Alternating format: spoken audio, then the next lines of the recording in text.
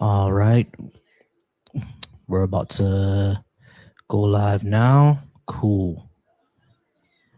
All right, cool. I'm live on all the platforms. Logic BHI is Black Hebrew Israelite. All right, John, how's it going? Are you at least 18? And do you disagree with what I have on the board? Yeah, I do disagree, but I would like to know your reasoning before. Yeah, sure. The reason why I don't think that Black people should be Christian. Actually, I need your religious tradition. Do you have any? Yeah, I'm a Christian. Christian. All right, cool. The reason why I don't believe that Black people should be Christian is because it's the religion of our colonizers and our enslavers, and I don't think we should follow the religion of people who enslaved and colonized us. And not only that, it's a foreign religion that has nothing to do with Africa, nothing to do with our ancestors. So we should practice our own spiritual traditions if we are going to have one. Okay. Now, when you say it has nothing to do with Africa, are you reflecting to translate slave trade or prior to that? Prior to that. Prior to that. Mm-hmm. Okay, so Christianity was founded in first AD, which was way before the colonizers aspect, right? Yes, but the reason why Christianity even is in Africa, at least the majority of it, is because of colonization. The only place where it was is really in Ethiopia, and they only did it for basically trade and stuff like that. The reason why the majority of sub-Saharan Africa is Christianized now is because of colonialism and slavery. I don't think that's true. Okay, I'm not sure how that cannot be. That's literally history. Like before they met the Portuguese and the English and the French, they were doing something else, right? Yeah, they tend to worship their own gods in those aspects. However, Ethiopia foundation was Christianity. No, it wasn't. Ethiopia was something else before it was Christian. Let's find out. But yes, many people have misused Christian beliefs. We see that even today, but it doesn't exclude you from being a true Christian, a true believer. I don't think it excludes you. I'm saying that I don't think we should be. Just because of people misused it in history. Yeah, it's the religion of our enslavers. Why would we be the religion of our enslavers? Why should we give up our spiritual traditions for another culture's ancestors? Because Jesus is not my ancestor. David is not my ancestor. Solomon, those are not my ancestors. Why should I deify them over my own? So you are aware that Jesus is Black, right? No, he wasn't. Yes, he was. No, he wasn't. Okay, what was Jesus' answer? He was melanated, sure. Okay, he wasn't a Black guy. Like Indians are melanated, but they're not Black, right? Do Indians have hair like wool? Indians don't have hair like wool, no. Okay. But that's still irrelevant. Being melanated and having hair like wool doesn't make them Black. He was Middle Eastern. He was Palestinian. He was dark skinned. So you can be Black and Middle Eastern? You can be Black and Middle Eastern, but he wasn't. What we classify as Black today being sub-Saharan Africa, he wasn't that. He looked more like the people that live over in the Arabian Peninsula and Palestine and Iran. He looked more like that. He didn't look like us. You are aware that. Nor was he from there. Like Nazareth is not in Congo, right? So it's not. But you are aware that people move locations, right? Like just because you start in Africa. Yeah, I get that, but Jesus was not a Black African. Okay, but that doesn't mean anything. But to be a Christian means to have. All right, so AJ, you see the countdown that's on I'm sorry, I forgot your name, but John's thing right here. That means that it's his turn to speak and not yours. All right, yeah, John. But yeah, Jesus was not a Black African. Okay, for the sake of argument, I'm gonna say that he wasn't. Even though I believe that he is, right? I'm gonna say that he wasn't. The point of Christianity is not about your race, right? It's about your spirit and transition to the afterlife, heaven or hell. You don't have two choices. You don't have free will. It's about using your temple, your body, to properly train your spirit so that you can align with God's will to go into the afterlife. Yes, many people have yes, many people have misused this, and yeah, I can prove that because when you die, you cannot take the flesh into heaven. Can you prove that a spirit exists? Can I prove that? So if you don't believe that a spirit exists, then that's a whole different conversation. Well, it's not really, because you said that the point of Christianity is to prepare our spirits for heaven. Can you prove that a spirit exists first? So that's one of the bases of Christianity. Okay. No, I cannot physically prove that. Okay, cool. So irrelevant. But the second thing that I would say is that this still doesn't really address my point. Christianity was the religion of our enslavers. Why should I be the religion of my enslaver?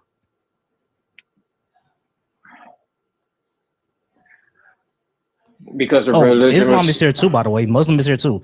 We shouldn't be that either, in case anybody asks, because they also enslaved us. So we shouldn't be that either. So it was established right before the transatlantic slave trade. Our enslavers. It was established way prior to that. As a matter of fact, even other worshippers were part of an enslavement trade that I don't know if I can say that on any lot, that worship like evil, different gods. They had slaves within themselves, so there was always slavery since the beginning of time. Understood that there was always slavery, but specifically speaking about Christianity and Islam, it came to Africa largely through enslavement and colonization. And we have to go ahead and give up or even denigrate or even not know about our own spiritual heritage in order to uplift another culture's spiritual heritage. Why should we do that? Because, like, for example, one thing that I've seen before that annoys me a lot is that a lot of African traditions are seen as demonic or they're denigrated. However, Asian Christians, they can still do whatever they want with their ancestry. Like mestizo Christians, like over in Mexico, they still have Day of the Dead, and people largely do not care and even celebrate with them. But the moment that Haitians have a Day of the Dead, all of a sudden it's demons, it's demonic. When Africans want to do something for their ancestors, veneration is all of a sudden demons and demonic. Like, black people are the only ones that are demonized for our spiritual heritage. And if Christianity is causing that, we shouldn't be Christian then. Correct me if I'm wrong, but Day of the Dead, because that one stood out to me, is paying respect to your elders that passed and showing that memorization. It is believed that in that culture, it's believed that you die twice. Once in the physical realm and once in the afterlife, once the last person forgets your name and forget who you are. That's what they do. It depends. Yeah, it depends. Because Obia doesn't really have an afterlife the way that we think. Neither does voodoo. It doesn't really have an afterlife the way we think about it. It's more like, I'm not sure if you've seen the movie Black Panther, but it's more around that type of afterlife. You just kind of just chilling with the ancestors. If we're talking about the myths. Not your turn yet. Oh, I thought. Not a problem. I'm gonna let my plan here because you're respectful and I appreciate that. But if we're talking about the Mexican culture, then that is prevalent. They believe in the dying of the flesh and dying of the memorization. Oh, you're talking about the Mexican one? Yeah, okay, my bad. I'm sorry. Yeah, that's true. I was talking about something else. Okay, yeah, you're right. That's true. Well, so you do got other things out there. Like, you got other religions. Cool.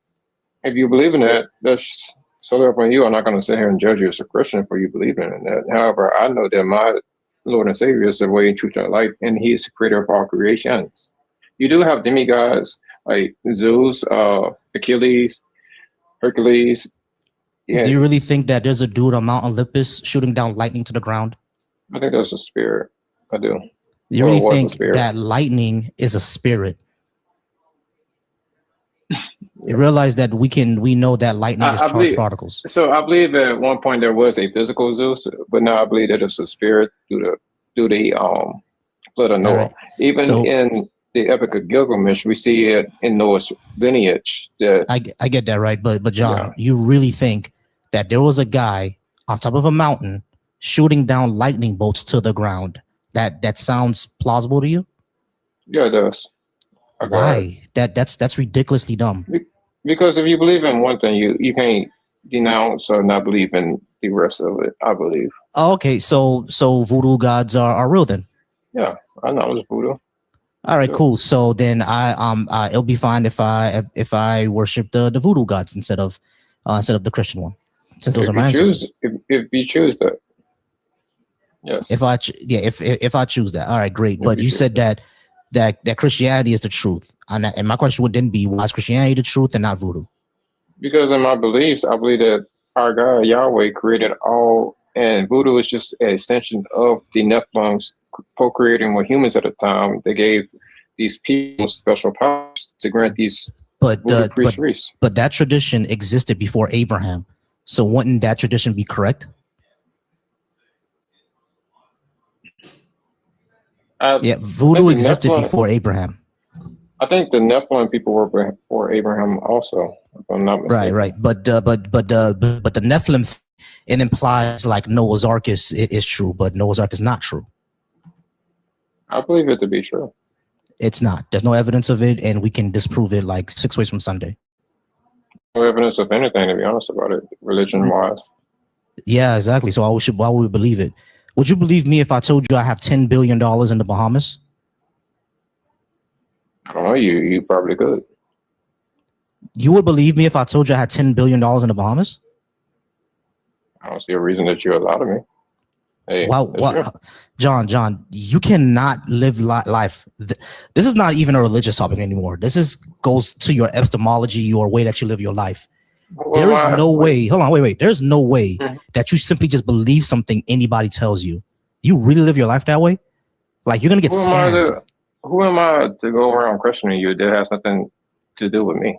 But John, you realize this is how people get scammed all the time, right? I do, but it only works. You can only get scammed. John. What I'm asking is, you don't live your life that way, bro, because you notice how people get scammed, right? You notice how people get scammed. So, and I'm pretty sure you've run into someone who tried to scam you before, and you did not believe them. Otherwise, you'll be homeless right now. If it has something to do with me, right? If it has something to do with me, I go back and do my due diligence and research, and I use critical thinking. But if it does not have anything to do, not have anything to do with me, I take it for what it is. You tell me you have 10 billion. Okay, you have 10 billion. Okay, cool. What if I said I have 10 billion in the Bahamas? Quit your job and follow me there, and I'll give you $500 million. Are you gonna believe that? So then I would start doing my due diligence and who you are. I would go on LinkedIn. There you go. You need evidence for something physical, yeah. Right. So you don't believe things just because someone tells you to. Now you say you don't need evidence for anything physical. What if I told you that the pink dragon is the true God and Yahweh is not? The pink dragon invented Yahweh in order to trick you, and you failed the test. So now you have to follow the pink dragon. Are you gonna believe that? No, because I know that Yahweh is the one true God. No, he's not. It's the pink dragon. The Yahweh was shitted out by the pink dragon. Okay. It's fine if you believe that. I choose to believe that Yahweh is the one true God. Right, but why'd you believe that? Like, you should believe it in the pink dragon, because if you don't believe the pink dragon, he's going to come get you. Because I have a personal relationship with Yahweh. Right? I have a personal relationship with the pink dragon as well. So which one of us is right? Is the pink dragon right, or is Yahweh right? Well, I guess we'll find out in the spiritual realm. Mm-hmm. You see the issue here, right? Not really. You're really not seeing the issue here, like how either one of us can. Whoa, mute yourself real quick. You see how either one of us can just make a claim with no evidence, right? You see the issue there? When it comes to spirituality and belief systems, there is no evidence. It's a faith-based religion. Whether you have faith in it, that it exists, and you believe in it, and it coheres with you, or you don't. I understand that it's faith, but faith is not reliable. Because the Greeks had faith, or the Egyptians have faith, that the sun was Osiris sitting up in his bed. Mm-hmm. Is the sun Osiris sitting up in his bed? No, it doesn't resonate with my faith, sir. No. Listen to what I'm asking you, John. The Egyptians believed that the Egyptians believed that the sun was Osiris sitting up in his bed. Is the sun Osiris sitting up in his bed? Actually, not Osiris, Amun-Ra. Is the sun Amun-Ra sitting up in his bed?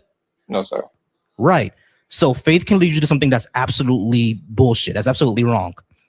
So we shouldn't just take faith. My last 5 seconds, I'm gonna say this, then I'm gonna land. I really spend my lifetime believing in something that is faith-driven, that I choose to believe in. And I get to the end of life, and I really face that consequence wholeheartedly, and not to believe at all because of fear. Yeah, that's Pascal's wager, friend. So you might as well just convert to Haitian voodoo as well. So if you don't believe in that, you won't be with your ancestors in the ancestral plane. Yeah, I didn't say that it didn't exist. I just believe that Yahweh. Right. All right, y'all. I appreciate y'all being up. BHI is Black Hebrew Israelite. All right. Yo, Bar, I see you in the comments, bro. Go ahead and come up for me. I appreciate you. I wanted to do this with you, but we didn't get to talk today. All right, I'm gonna move on to the other people, y'all. We do have a queue, we do have a line. It's going to be Yanni first. I'm sorry, is your name Yanni or Yano?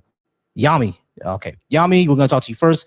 Then Jamal. I think I haven't spoken to you for a while yet, Jamal. And Yezin is gonna be right after Jamal. Y'all, I do appreciate y'all for being here. Go ahead, like the live and start sharing it. Kylie Williams, who's over there crashing out in my YouTube comments. You're really showing us the Christian love right now. Yeah, calling me swine and dehumanizing me. That's wonderful. This is how Christians love people, y'all. Anyway, Yami, how's it going, Yami? Can I get your age, and do you disagree with what I have on the board? You there, Yami? Hey, can you hear me? Yeah, now I can hear you. All right, Yami. Oh. Can I get your age, and do you have a religious indoctrination? Hey, what's up, man? I'm 32, and no, I definitely don't. I'm just big on like history and like being researching and stuff like that. Very interested. I just had one thing to say, and it wasn't even really like it's more like a statement, I guess, a question to you. When I hopped live, I heard you say that Africans and blacks shouldn't be Christians because their enslavers were Christians, but at least from like a historical perspective, the Europeans, Christianity wasn't their original religion either. They all converted. And the second thing I'll say to that is Christianity was in Africa before it ever even went near Europe. The oldest Bible we have is the Ethiopian Bible. And that dates around back, maybe a couple hundred years after Jesus died. So just from like a historical perspective, for different POVs, and like I said, I don't have a side here. That's why I say, like, I think it's okay. I mean, for one, it's religion, so you kind of pick and choose, but there's no reason that black people should want to stay away from believing in the Bible, because if you think because it's the enslavers, like I said, it was introduced to Europe the same way it was introduced to Africans. But Ethiopia, that's one of the oldest places where Christianity was brought to. And that was from the disciples. That wasn't from like colonialism or nothing like that. That was from like the original people that were around Israel, spreading the word after Jesus died, quote unquote.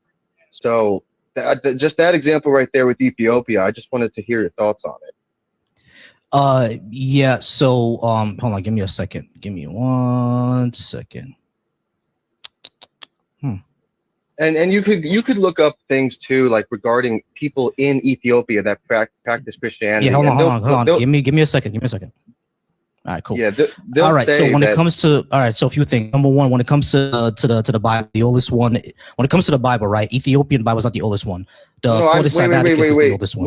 Wait. Before you, because I knew you were gonna say that.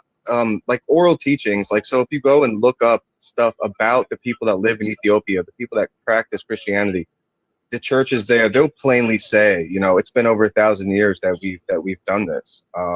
Right. I don't care. Mainstream archaeology. That's not my point. Yami, stop. Oral tradition doesn't mean shit, because according to oral tradition, Yahweh doesn't even exist. It's Olodumare. So we just can't go off oral tradition. No, so when it comes, hold on, Yami. We just can't go off of culture's oral tradition, because according to West African oral tradition, Olodumare created us from dirt, and what's his name? Anansi the spider is trying to trick all of humanity according to their oral tradition. So you have to go off of actual facts and archaeology. And the oldest one is the Codex Sinaiticus, not the Ethiopian Bible, number one. But the second thing is, just because it was bought to the Ethiopians doesn't mean that when it comes to the rest of Africa or the vast majority of Africa, the reason why they're mostly Christianized or Muslim is due to colonialism and enslavement. That is just a fact, bro. I didn't say that was wrong. I was trying to. That's you're not understanding the point here, because you already have a preconceived goal that you really want to reach. That's why you're not hearing what I'm saying. What are you saying? What's up, big bro? What's going on? What's going on, Bar? Yeah, Bar is my co-host now. Yeah, I'm trying to get the co-host thing going on. My bad. Go ahead. I'm in. I put it in the chat. I'm in the studio, but I stepped out when he said Ethiopia. Mm-hmm. I'm gonna have to drop back down. But I just came up to chime in on the Ethiopia thing. When you look at it's not actually all of Ethiopia that converted to Christianity. It's only the kingdom of Axum, and that's when King Ezana took the reins. And if you do any research on the Ethiopian conversion to Christianity, it was an imperial state religion before it was like spread throughout the kingdom. The king converted first. But where did you read that? I went to school for years for history, so I'm only asking. I'm not trying to insult or anything like that. Yeah, I have. I'm not at my laptop right now, but there's a few books that I read on this, and I can give them to you in a minute. But Ethiopia's conversion to Christianity was from the top down. The king converted first, it wasn't grassroots. It wasn't organic. It wasn't traditional. It was imperial. The king. Not the I guess his kingdom. I don't know what I would use a word for that. The kingdom, that's right. Yeah, the public. The public didn't convert first. The king did. But that's how things were back in the day. Right. You're talking hundreds of years. That's how any. But you're talking about the Ethiopian Bible is not the oldest anything. No, if you look up on Google, like Google AI will tell you, I'm pretty sure, probably around. Their Bible. Okay, their Bible is the oldest. Pause y'all. All right, my bad. No, all good. Also, so I typed it in Google. Oldest Bible in the world. The oldest surviving near complete Bible in the world is the Codex Sinaiticus, not the Ethiopian Bible. Because the Codex Sinaiticus consists of 61 or 62 books. That's the canonized Bible that you would consider like white mainstream, like Vatican created. So the Ethiopian Bible has 82 books. The full ancient Bible people would have, I guess, read, or whatever you could say, orally translate 1,000 years ago. When the Vatican, I guess, became you could say a prominently powerful thing, they took out books. I don't know if you ever heard of like the Book of Enoch and the Watchers and things like that. That's part of those other 21 books that aren't in our normal Bible that you would see today. So what? So it's not considered a Bible. Because it's not considered a canonistic Bible, it's not listed as one of the oldest Bibles because it's not considered canon. It's literally the oldest Bible. The Codex Sinaiticus. Are you talking about the Ethiopian Bible? So that's what I'm saying. Like the Ethiopian Bible is older because it contains all 82 books of the ancient world's Bibles. Like that's how the book. Like so, if you look up the Book of Enoch, that's a banned Bible. That's considered an apocryphal text. And Jews and Christians in the I can't remember when, maybe the 1100s or 1100 AD, something like that. They all determined, okay, these other 21 books of the Bible that talk about the Nephilim and the Watchers and the Great Flood, that's not real. We don't want that in our book. But we only want the stuff about the Old Testament with the Jews and the New Testament with Jesus, which is how we get to 61 or 62 books up today. Hold on, I just kind of just looked this up. The Codex Sinaiticus was written around the 4th century, around 330, 360 AD, and the Ethiopian Bible is in the 5th century, around the 500s. So not the Codex understanding what I'm Sinaiticus is older by 200 years. You because you know okay. So for a question, and this is me from going to school for history. We know for a fact that history is written by the victor. The original Bible had 82 books. How do you know? How do you, So- we don't even have the original Bible. So how do you know that? The Dead Sea Scrolls were discovered. So when the Dead Sea Scrolls was Dead Sea Scrolls not the original Bible though. What? No, but that gives a but that gives a glimpse into time of what these people considered. I understand that. What I'm saying is that when it comes to the Bible and books and what was written like that, the Codex Sinaiticus was written in 300, and the Ethiopian Ge'ez Bible was written in 5. So the Codex is older by 200 years. Someone said the Dead Sea Scrolls is a scrap of paper. That's funny. The Dead Sea Scrolls were literally the exact same translations that we use today, including the Book of Enoch, but which was just Wait, how do you out. know the Dead Sea Scrolls don't have Enoch in it? Wait, how do you know that? Hold on, let me take a look at all this. Exactly. Look up where the Dead Sea Scrolls came from. It was alongside a massive scroll which contained the Book of Ezekiel. Yeah, it was 900. There's 900 manuscripts and thousands of fragments, like pieces. No. Yeah, really look into it. You have to look into it for more than 30 seconds. We have the entire transcripted Book of Enoch.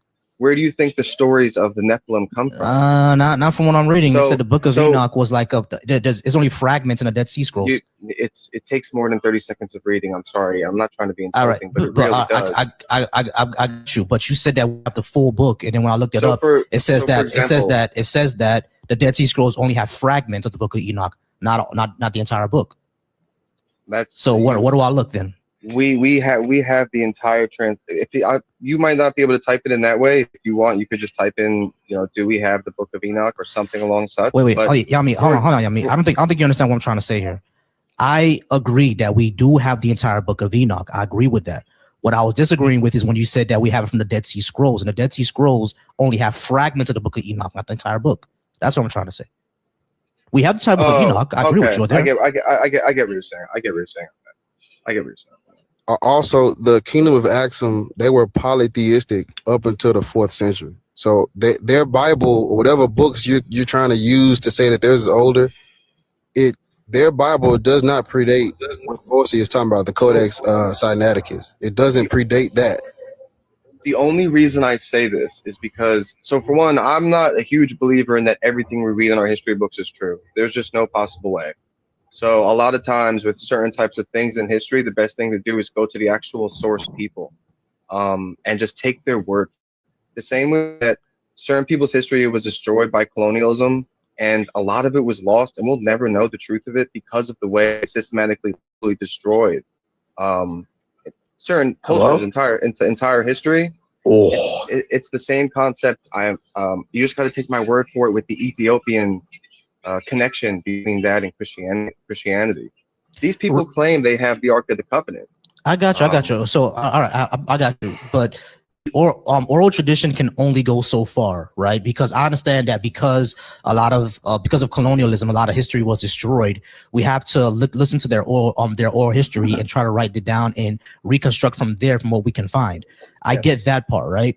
But the thing is, when it comes to something like this, right? When it comes to like spiritual or religious claims, we just can't take your word for it, because it's going to be not only contradicting narratives, because according to their oral tradition, they have the Ark of the Covenant, but I'm betting according to another oral tradition, they have the Ark of the Covenant. You just can't say we're going to take both of their word for it. Now there's 2 Arks of the Covenant. That wouldn't make sense, right? So we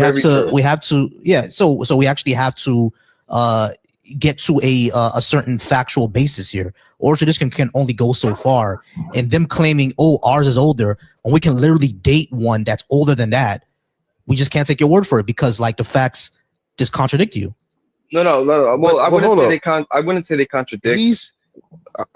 Vossi, what he's doing is actually, it's irrelevant, because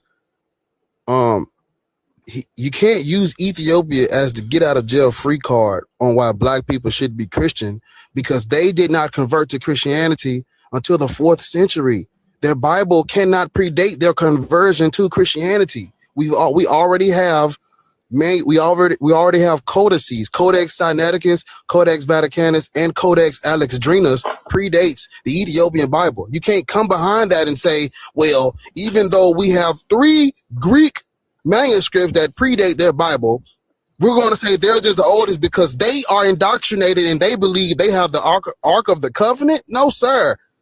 If you look up the coins, if you look up King Ezra's coins, they literally have pictures of them online. You look up his coinage. It had the if I'm not mistaken, it had the pagan sun disc on it, and it had their original what I'm trying to say. Shit, Original I'm sorry. pantheon. Yeah, they had a pantheon of deities that they believed in, and when do you see their coins minted with crosses on it? When they convert in the 4th century, when he converts in the 4th century, what you're doing, this is irrelevant. Ethiopia is not why black people should be Christian, because they got it from the Greek too. It's Greek, written in Greek originally. How can the New Testament originally been I'm gonna mute you again. How can a text that everybody's saying it was originally written in Greek, where in Ethiopia is Greek the original language spoken? Off rip, we're dealing with a text that comes from Greek, Koine Greek manuscripts. You can't say that the Ethiopian Bible predates the Sinaiticus. You cannot say that. This is irrelevant. Black people still should not be Christian. Yeah, that's all I was saying. All right, Yami, we are out of time, but I do appreciate you. Go ahead and come back on anytime. All right, y'all. Go ahead and keep liking the live and keep sharing it. I do appreciate you all being here. We're at 8.9K likes. Bar is going to have to leave soon, but he's here now, and we appreciate him. Shout out to Bar.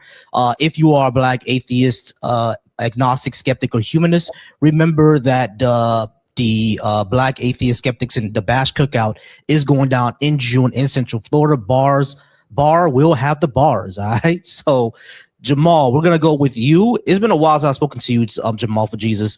I'm not sure if you ever spoken to Bar before, but he's here now for the time being. But how's it going, Jamal? Let's go ahead and put 15 minutes on the clock. Why should black people be Christian? Yeah, I'll say I say everyone should be Christian because Jesus is the truth, man. He's the way, the truth, and the life, and the only way to the Father. He's the light of the world. How do you prove that to be true? How do I know that to be true? Because I had an encounter with them, no joke, and I wasn't indoctrinated. Okay. Christianity. Pause me real quick, Jamal. Yeah. Here's the thing, right? Testimony is going to be evidence for you. Is going to be hearsay for me. How do you actually prove what you're saying? How do you actually prove your interaction? And not only that, even though you had that interaction, that doesn't show that black people should be Christian. This was the religion of our enslavers. Well, so why should we follow the religion of our enslavers? Yeah, well, I was actually looking into it, and it was Christians who spearheaded the abolitionist movement. Yes, there was also Christians who spearheaded the Confederacy. When y'all bring up the point of the abolitionist movement, right after they so-called freed us from slavery, is when you get the prison system, chain gang, black codes, mass incarceration of black people, war on D-Rugs, the Klan, the lynching, the public lynchings after church, black churches with little black girls in them getting bombed, Emmett Till. So I'm okay with you bringing up your abolition, but make sure you bring up the Dum Diversas Romanus Pontifex Inter Caetera. Right. All right. So Jamal, hold on. I got you. So Jamal, we understand that there were Christians who spearheaded a lot of humanist things, one of them being the abolitionist movement, but it was also Christians who spearheaded the Confederacy, spearheaded the Klan, spearheaded bombing black churches. So it's not just a clean history. Sure, right? but that's not based on the teachings of Christ. Jesus, he taught to love others as you love yourself. That is the second greatest commandment, right? And being racist, enslaving people, that's not loving. Like, doesn't take a genius to know that, right? So Okay. they weren't following the commandments verses of Jesus. I got you. Are there I understand what you're saying that they're not following the commandments of Jesus, but that is simply your interpretation, correct? My interpretation it's all right. If Can I you explain to you the scriptures at face value? Jamal, right, Jamal, hold on, clearly. Jamal, hold on, Jamal. Like, I understand what you're saying, right? I don't have any beef with what you're saying. I know Christians who believe the same way you do, so I don't have any beef with that. What I'm trying to point out to you is that this is how you interpreted the scripture. Have you ever read the book The Religion of White Supremacy? How Christianity upholds white supremacy in America? Have you ever read that book? No, it sounds like a leftist anti-Christian book. You proving my point. Is it though? Did he just say left? Oh my god. Yeah, he just said leftist. Yeah. So we know who you voted for. Exactly. So I didn't vote for Trump, by the way. I didn't vote for him. But Jamal, what I'm saying is that you're actually proving my point once you said that. Once you said that it's a leftist anti-Christian book. I'm getting there. Once you said that it's a leftist anti-Christian book, you're now looking at this through a certain lens. You're interpreting it through a certain lens, but that's not what this book does. What this book does is that it analyzes how Black Christians and Hispanic Christians view Christianity versus how white Christians view Christianity. Now, the way that you view Christianity, I'm not sure what your race is, but the way that you view Christianity, your name being Jamal, you're Black. Okay, so your name being Jamal, I guess that you're Black. But the way that you will view Christianity, you will view it through the lens of being liberating and anti-racism and more communal. That's not the way most white people back then, and even still to today, view Christianity. And the only thing required for you to be a Christian is to accept Lord Jesus as your Lord and personal Savior. That's really it. No, but so hold on. To be a Christian, all you gotta do is accept the Lord Jesus as your Lord and personal Savior. Everything else that you're adding on to it is your version of Christianity, like I said. But what I wanted to point out was in that book, it actually shows that those verses that you have about loving your neighbor, et cetera, a lot of white Christians, they don't view that as anybody. They view their neighbor as someone who was in their cultural in-group. That's who they view as their neighbor. So yeah, you can say when they you can say, when they did all that, they were not loving their neighbor. But you know what those white Christians were saying? Those Black people are not our neighbors. So when you say that, right, you can say they're wrong, but at the end of the day, it's up to interpretation. Jesus is not here to tell us which one is right. Okay, can I talk now? Hopefully I won't get interrupted. So you brought up slavery, right? You know slavery existed in Africa prior to the colonization from Europeans, right? Yes. So you can't blame Christianity for that. And again, Christians quote unquote were involved in the transatlantic slave trade. However, it was Christians, right? Especially from the Quakers and other sects of Christianity who pushed really hard, right? They were crying out loud. Their voices were loud to end slavery, right? And eventually, Jamal, we already been through this. Jamal, we already been through this. So we know that. Hold on, wait. We know that, Jamal. We've already been through this, bro. You don't have to repeat yourself. We know that Christians spearheaded abolition. Christians also spearheaded slavery. So it's a wash, bro. Not only that, when it comes to the Western world, it wasn't even Christianity that toppled it. It was Haiti, and it did it through a voodoo ceremony. If it wasn't for the Haitian Revolution, they wouldn't have ended slavery in the rest of the world. I'm talking about the transatlantic slave trade. That was the Haitians. Haiti's a country. That was a revolution against the slave trade. I'm talking about the whole slave trade, the whole system. Right? I know you're talking about the whole system, but the catalyst to ending the entire Atlantic slave trade was the Haitian Revolution. That was the catalyst. No. Yes, it was. Have you ever read Black Jacobins? No, I have not. Okay. In Black Jacobins, hold on, wait, Jamal, listen. Within Black Jacobins, it actually explains that Haiti was the catalyst for all the other nations around that time, Spain, France, and Great Britain, to consider ending the Atlantic slave trade. And when they saw that France was losing so much money without Haiti that they had to sell their possessions in America, Great Britain then spearheaded to end slavery because it was no longer economically feasible. Because after the Haitian Revolution, all the other slave colonies started to rebel. So it was no longer economically feasible. That's why Great Britain ended it, and that's why Spain ended it, and then United States ended it in last place in 1865. It was all about the Haitian Revolution, and the Haitian Revolution was spearheaded by voodooists, not Christians. Okay, so even prior to the Haitian Revolution, which was, I believe, in the early 1800s, right? Again, there were Christians, loud voices that were saying, "Hey, let's end slavery because Black people are also in the image of God," right? People like John Wesley, people like William Wilberforce. These guys were like, "Yeah, we shouldn't be doing this," right? And eventually, countries started to abolish slavery. So, I mean, you're saying that the Haitian Revolution was a factor. I haven't read any sources that says that, but I'll look into that. But not only that, I'll say this as well too, that as a Christian, right? I know that Christianity, like just following Jesus, has changed people's lives. I don't know where you live, but in America, we have in some areas we have like a crime problem, right? And I've seen when people I live in the States as well. I grew up in Florida. Here's what I want to respond to. Here's what I want to respond to. Yeah. You never read anything that the Haitian Revolution was a factor to ending slavery. That's because, as again, proving my point, within America, within an American Christian context, a bunch of people who worship other gods does not align with their cultural context, so they're not going to teach that.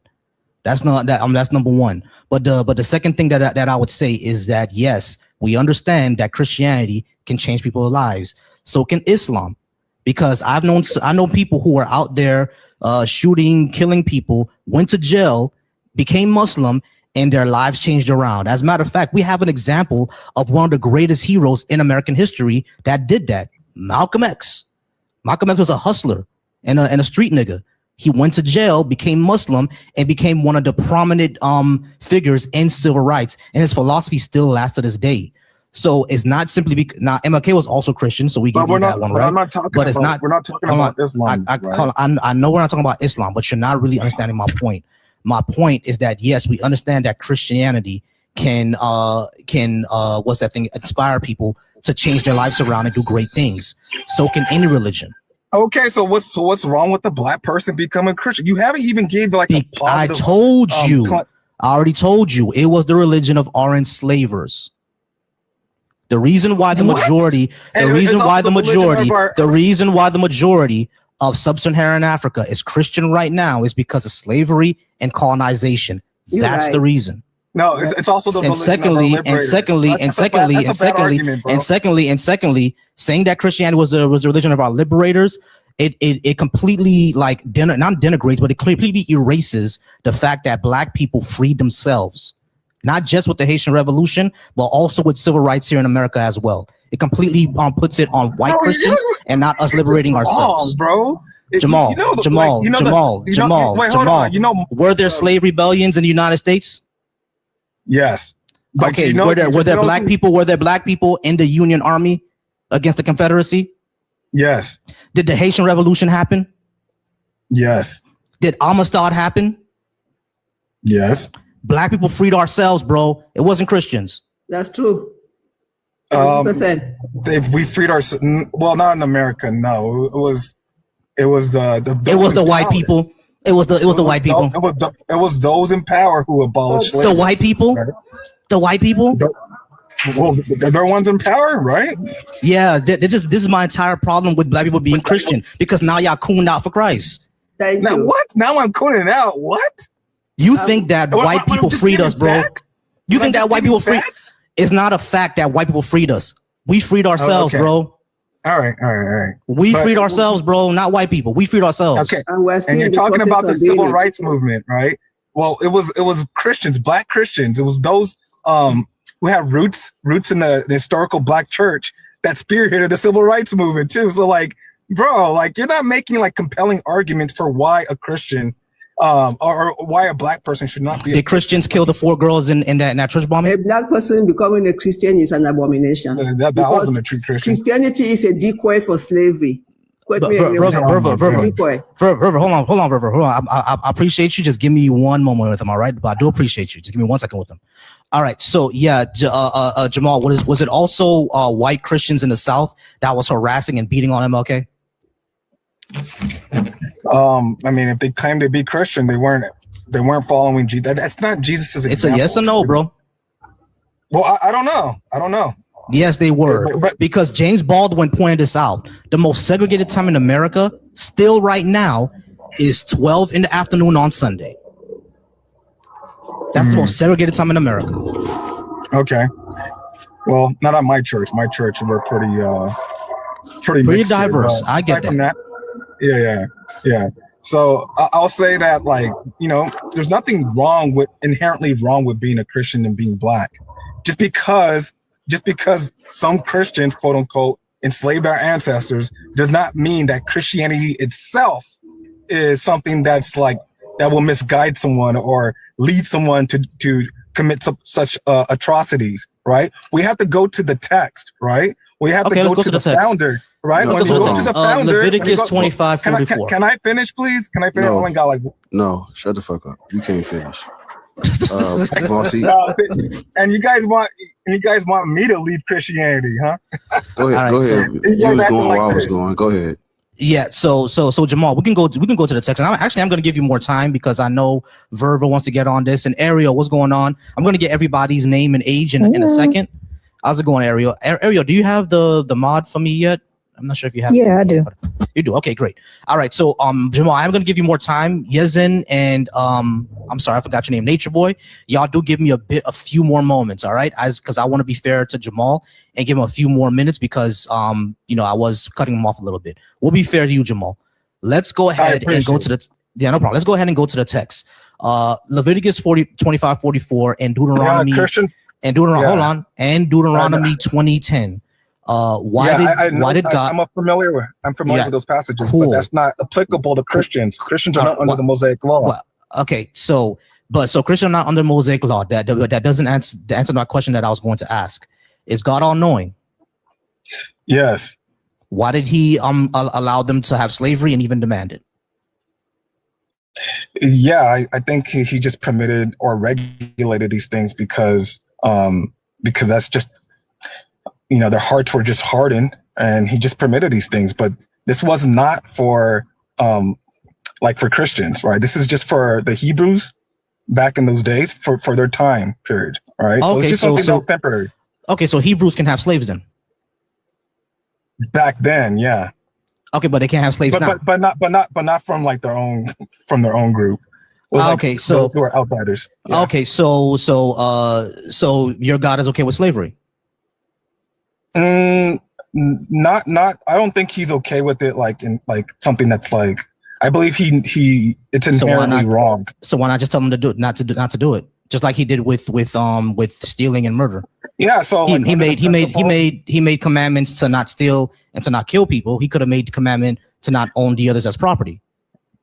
There's no excuse. So under the principle of treating others the way you want to be treated. Slavery is something that you shouldn't do. Right, but I don't want to be enslaved. I'm not going to enslave others. Right? I got you, but he not only gave rules around it, and you just said that he allowed it and permitted it, and not only that, in Deuteronomy he actually demanded it. So no, he didn't demand it. Yeah, in Deuteronomy 20:10, yeah, he demanded it in Deuteronomy 29. You want me to read it? Yeah, go ahead and read it. When you draw near a town to fight against it, offer it terms of peace. If it accepts your term of peace and surrenders to you, then all the people in it shall serve you at forced labor. That's slavery. That's Deuteronomy what? Deuteronomy 20, verse 10. When you draw near to a town to fight against it, offer you terms of peace. If it accepts your terms of peace and surrenders to you, then all the people in it shall serve you at forced labor. That is slavery. And that's God talking to, I think, one of the prophets. I'm telling the Israelite I don't know what translation you're reading because the NRSV. Chapter 20. Yeah, I'm reading the New King James. It says, "And it shall be that if they accept your offer of peace and open to you, then all the people who are found in it shall be placed under tribute to you and serve you." So yeah, that's slavery. My God, that's slavery. Yeah, I don't know. A tribute and where they serve is slavery. That's just old language. That's just old. Hold on, Jamal. A tribute in which people would serve you is slavery. That's just old English language, which is why scholars don't like the New King James, because it does what you're saying. It does what you're doing. Yeah. You're trying to wiggle your way out of it. English. Hold on. Listen. When it comes to that version of English, that old English, giving someone as a tribute to serve someone else is giving a slave. Yeah. New King James is updated. Hold on, Jamal. You need to slow down. Listen. A tribute in which someone else serves someone else, that's slavery, bro. That's slavery. That's how old English used to work. That's slavery. Now, the NRSV is what biblical scholars use. That's why I'm using the NRSV. So this is slavery. Okay, so the question that becomes, the argument then becomes that your God accepts slavery, and you keep trying to argue with me that he doesn't. He does. So what happened? So what happened? So what happened? What happened? I already said it that he does. Okay, so what happened to our ancestors was fine according to you. Jamal, you got to come off of mute, but really quickly, please slow down just a little bit. You keep over talking, and it's hard to hear both of y'all at the same time. I appreciate that, Eric. Yeah. So what happened to our ancestors? So what happened to our ancestors is fine according to you. No. Oh, so you disagree with God? I keep going back to what Jesus taught, right? Remember, Jesus is the founder of Christianity. John, hold on real quick. Can I just finish with this? I just need clarification. I know I'm being unfair. I'm sorry. I just need clarification. So you already said that God was okay with slavery. So if that's the point, and I said, hold on, Jamal, hold on. You already said God was okay with slavery. You said that a few minutes ago. Everybody was here. They all heard it. You said God was okay with slavery. So if that's the case, and you're saying that what happened to our ancestors was horrible, you disagree with God. Because God is okay with slavery, according to you. No. So let me be more clear. Under the old covenant, right? For the Hebrews, yes, it was permitted for them, right? But it does not mean that it's something that's permissible for all times, for all people. No. Why not? Because again, I'm going back to what Jesus taught. The second greatest commandment. Jamal. I can't even we're not gonna move on. We're not gonna move on. We're not gonna move on because you're mixing two different points. Like slavery being for one people in a certain group, and what Jesus said are two different things. So let's not mix two different points. Let's finish the one point first. So God was okay for slavery for the ancient Hebrews, but he wasn't okay for everybody else. That's still a problem because that puts the ancient Hebrews into a special magic place. So God is an ethnic supremacist. Okay, so how's that applicable for Black Christians today in America? Like that means that we shouldn't be following the disgusting worshipers of some ancient people who are foreign to us. But what if a person chooses to, because it makes them a better person? If you choose to, you can. It doesn't make you a better. What's it to you? What's it to you? He can choose. He can choose it if he can. What's it to me is that I don't think that we should follow the religion of our enslavers. Like I said dozens of times before, well, I don't think that we should denigrate or forget our own spiritual heritage because these motherfuckers came around. Okay. Well, I choose to follow the religion of my liberators, right? And it's not hurting you. It's not. Your liberators were Haitian voodoo. Okay, and it was also Christian abolitionists, right? They didn't liberate shit. They didn't liberate a goddamn thing. Black people liberated ourselves, bro. I'm gonna keep saying that to you, and I'm sorry I'm being unfair, but I'm gonna keep saying that to you because we're not gonna do this cooned out. I mean, the fact Black people liberated ourselves. Period. All right. Okay. So the you need to accept that, bro. You have to accept that people like Wilberforce, John Wesley. I'm not giving my liberation. I'm not giving my liberation credit to white people. We liberated ourselves. And there was also Christian Black abolitionists as well too, like Frederick Douglass. Right? So we liberated ourselves. Okay. All right. So and they were Christian, right? So you attacking Christianity just because several quote unquote Christians were part of the transatlantic slave trade does not right show that Christianity is a bad religion. I didn't claim that. All right, someone else go. I'm sorry. Hold on, boss. No, we really done with him. But Well, yeah, it's really nothing much more we could say. But what I would just say to him is, Christianity or the Christians weren't just a part of the transatlantic slave trade. They started it. The transatlantic slave trade is initiated by the church. That's why I was telling you earlier, don't bring up your abolition if you don't know. Have you heard of the Doom Diversus? The what? Doom Diversus. No. Right. Don't bring up abolition if you don't know what the Doom Diversus is. Because you're speaking about these white evangelical Christians or the church. You're speaking as if they just were at the table during the transatlantic slave trade. No, sir. Transatlantic slave trade begins with Christianity. The Doom Diversus is from the church telling the Europeans to go in and reduce all Africans, all black non-Christians to slavery, reduce them all to slavery. And then you get, this is colonial law. This is Christianity. That's not Christianity. Sir, this is the. Show me that prescribed in the scriptures. Go ahead. Yes, they use the verses in your Old Testament Bible as justification. They what they did was during the Renaissance, they attributed the curse of Ham to black people, and by saying that the sub-Saharan Africans were descendants of Ham, everything in that Bible that it tells you to do to these aliens, these foreign nations, these Hamites, these Canaanites, or whatever, they use those verses. Listen to the next part. Whether we agree with their interpretation is irrelevant. They used it. There's nothing we can do to say, well, I don't like how they used it. It doesn't matter if we don't like it. That's why we're Christian. That's how they used it. It was colonial law. So twisting the scripture, you think that is Christianity? But they didn't twist anything, Jamal. Jamal. What you need to understand, what they need to understand is that they didn't twist anything. Leviticus 25:44 and Deuteronomy 20:10, like I just read to you, were not twisted.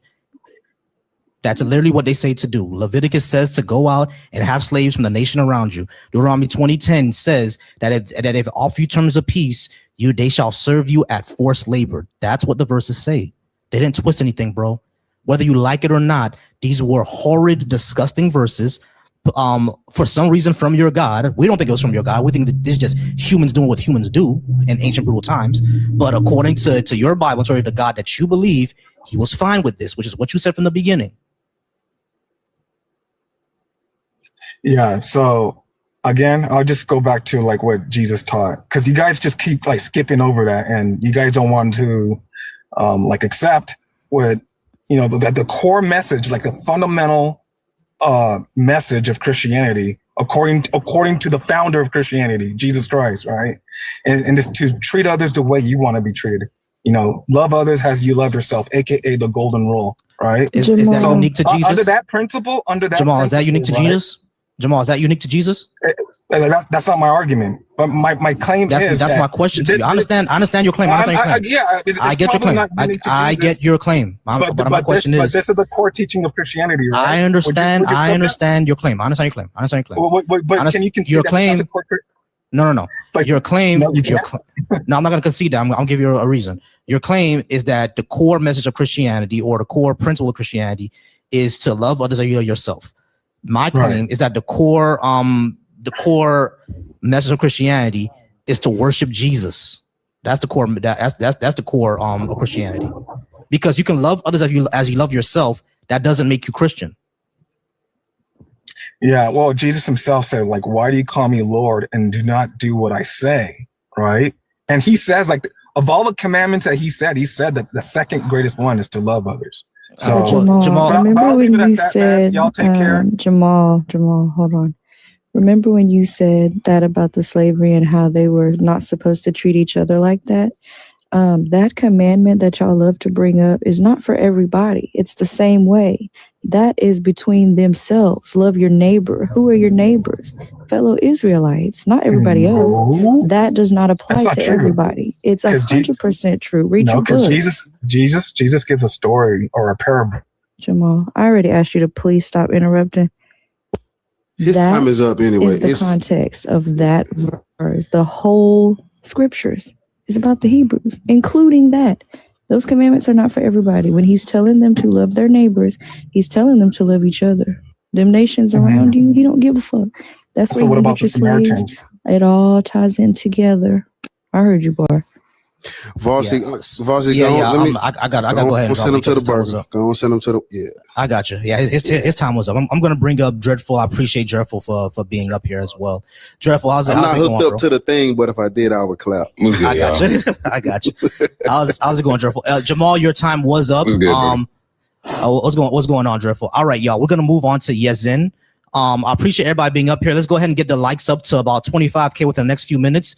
Verva, I know that you wanted to get into this one. I'm gonna let you in next. I'm sorry, your name is Vera Vita, correct? I'm gonna let you into the next discussion. We just had to finish off with Jamal. Give me 1 second, all right, everybody. Yezin, can I get your age, please? And do you have any type of religious indoctrination? I'm 19 and no. Oh, you're not a Christian or Muslim. No, I'm Muslim. I'm not sure what you meant by that. My fault. Oh, you're Muslim. Okay, cool. Yes. Pause for me real quick. Nature Boy, are you at least 18 and do you have a religion? My religion is love. Okay, gotcha. Pause for me real quick. But I do want to have a question for you. Hold on. One second. All right. I don't know how to say this name. Mehens Devo. Jesus Christ. I'm just gonna call you Devo. All right, Devo. Are you at least 18 and do you have a religious indoctrination? Devo, you there? Do it with the red hat. Going once. All right. Let's see. Alita, how's it going? Are you at least 18 and do you have any religion? Yes. And my religion is science. Gotcha. And mom, gotcha. Mama Zoka, are you at least 18? Hold up, boss. What's with y'all and all these? My religion is love. My religion is. We're gonna get into that, bro. Trust me, we're gonna get into that. We're gonna get into all that. I just want to make sure that everybody on the stage is supposed to be here. And Mama Zoka, you're the last one. Are you at least 18 and do you have any type of religion? Yes, I'm over 18 and my religion is nature. Religious nature. Great. All right. Pumpkin, how about you? 18, at least 18 religion? Yes, I'm at least 18 and I don't have religion. Gotcha. All right. We're going to go ahead and talk to Yezin. Yezin, I'm going to go ahead and put 15 minutes on the clock. You're going to be talking, since I took over the last conversation, you're going to be talking mostly to Bar, Ariel, Dreadful, and Vera, if she wants to get in. And you guys can go ahead and jump in on this one. Yezin, why should Black people be Muslim? We don't think that we should be, because Islam was used to enslave us as well and has been used to denigrate African spiritual tradition as well. So why would we be that? Bar can also give you the reference for how Islam was used to enslave us, to name us as to other Black Muslims in order for Arabs to enslave them. So those are the reasons why we think we shouldn't be Muslim. Why do you think we should be Muslim? Well, I just want to say, you should, I know you do this a lot. I mean, I understand if you see a certain group doing something, you're going to judge the religion, but that's really not how it should be. Because that's like me judging Black people, you know, and seeing a group of them do something and then me, you know, judging them and saying they're not good people. So I just think that's stupid. Okay. And also, I also think Black people, like, not Black people, Africans enslaved themselves by selling their own slaves. Obviously, not all slaves are, you know, Black people just selling themselves, but a lot of them, you know, Africans are selling Africans, enslaving them. So it's like, who's to judge? I got you. Pause for me real quick, everybody. All right. So just to reiterate, Yezin, your 2 points was we shouldn't judge a religion for the actions of a few, and Africans enslaved Africans. Those are your. Well, not all the Africans that are enslaved each other. Obviously not. But I'm saying that's an example, as you can't just judge someone because they did something wrong, or judge their whole ideology because this person that believes in that ideology did something wrong, because no one's perfect. Okay, cool. You know? So your first point was that we shouldn't judge religion for the actions of a few. We'll get into that. Why that's bullshit. But the second thing is Africans should blame themselves because they sold other Africans to the Arab traders. Wait, say the last part again. Sorry. Africans should blame themselves for Islam because they sold themselves to other enslavers. I didn't see that. I did not see that. Okay, so what was your point about African slave selling slaves? What was your point about that? I was trying to say that, you know, obviously Muslims enslaved people, which is wrong, and you know, the Quran doesn't, you know, is not for that, obviously. But just because, you know, Muslims did it in the past, it doesn't mean no black people, you know, should be Muslim. That doesn't make any sense. In fact, there was prophets that were Muslim, so. We know there are Black Panther prophets who are Muslim. All right, guys. I'm going to go ahead and start his time over because I know y'all want to get into this. I was either Bar or Dreadful. One of y'all came off of the thing first. I think we both came off mute. Yeah. All right. So just to reiterate his claim, y'all, we shouldn't judge Islam for the actions of those who enslaved us. What do you got to say to that, Dreadful? Go ahead.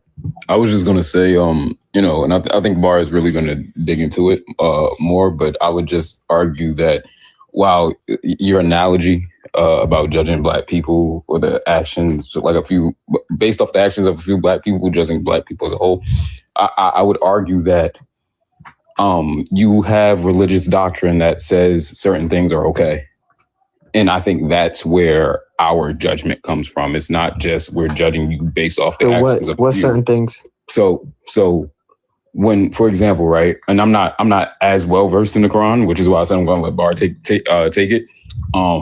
But like I know, for example, when we talk about I had a conversation with a Muslim earlier, who you know he had to basically acknowledge that, you know, your prophet, you know, was married to a child, right? And he wouldn't condemn that, even though he tried to condemn the Epstein files and things of that nature.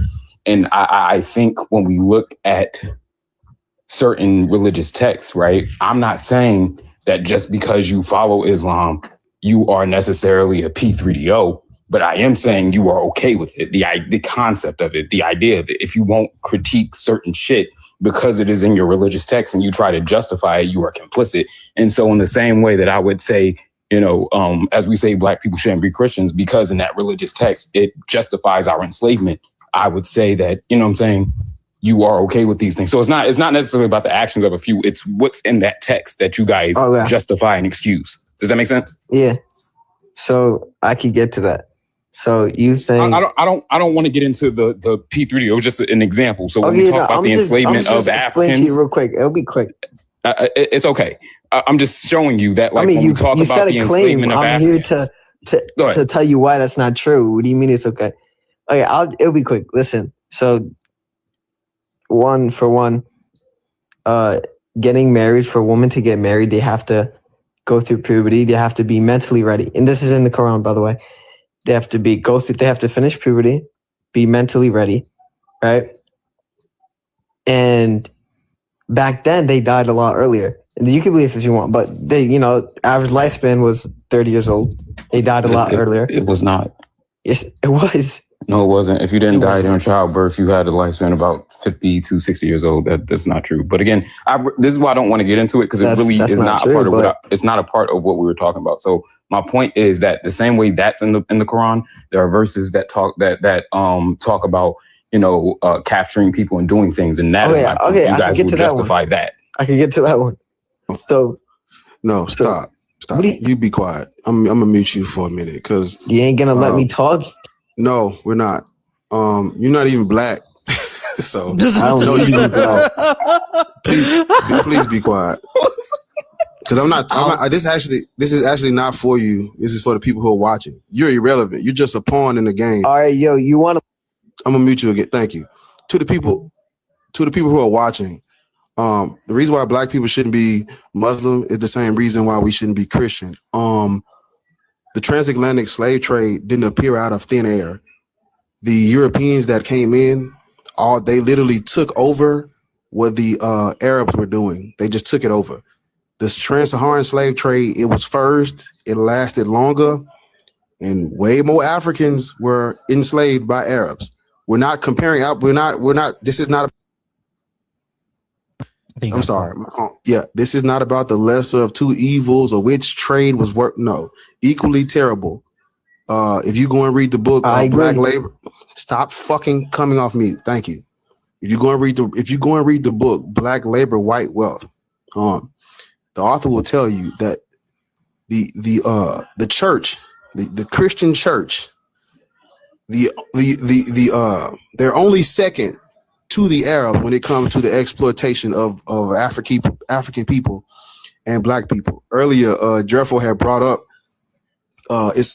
up, but it's called takfir, and this is what the Arabs would use as basically to say, "Oh, you're not a real Muslim." It's called takfir, where they would basically this allowed a legal loophole because in Islam, Muslims can't enslave other Muslims.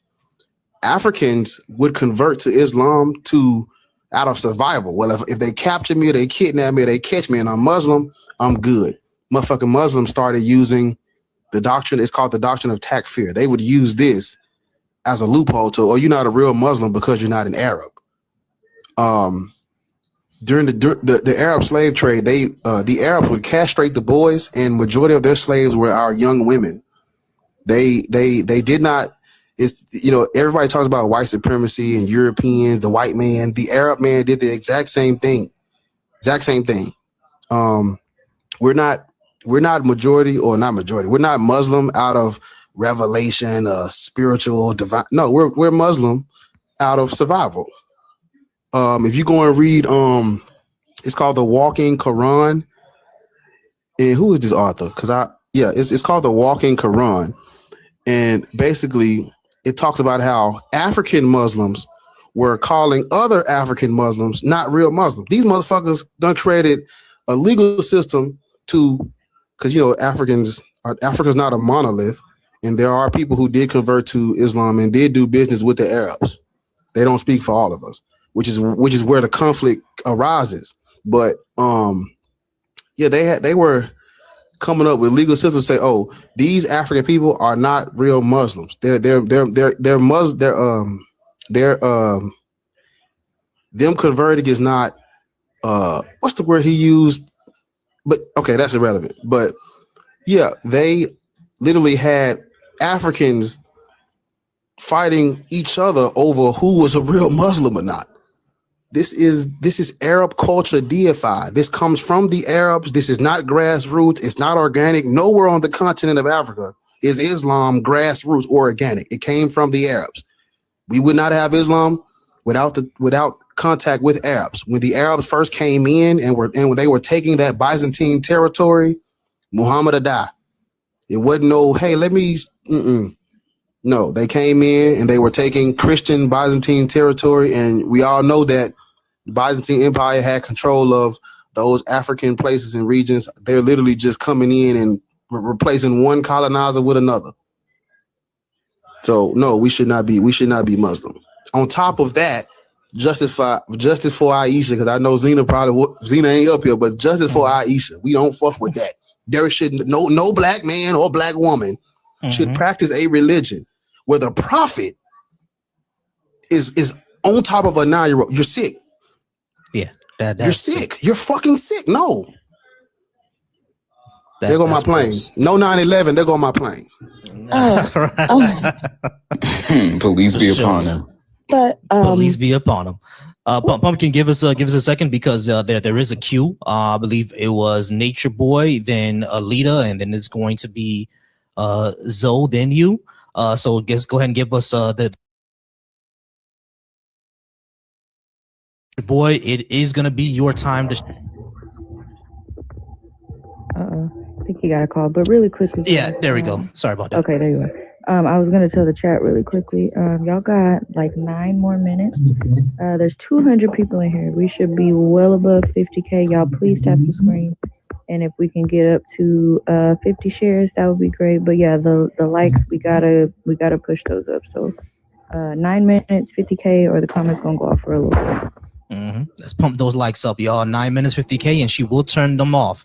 All right, Nature Boy, you did say that you were at least 18, and I think you said your religion is love. I guess what we what asks after that is, do you have any type of Christian or Muslim or any tradition like that? Like, is Lord Jesus your Lord and personal Savior, or what? I really came up here to learn from you. I wanted to ask you a couple questions because I couldn't ask them in the chat, so I wanted to just come up here and ask y'all some questions. Yeah, before you do that, do you agree with the prompt or not?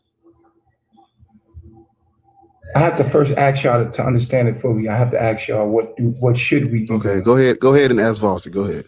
All right, Okay, cool. So our what prompt do you is believe black people should be? What do you think we should be doing? Where do you think we should be at? okay. So when it comes to spiritual traditions, right?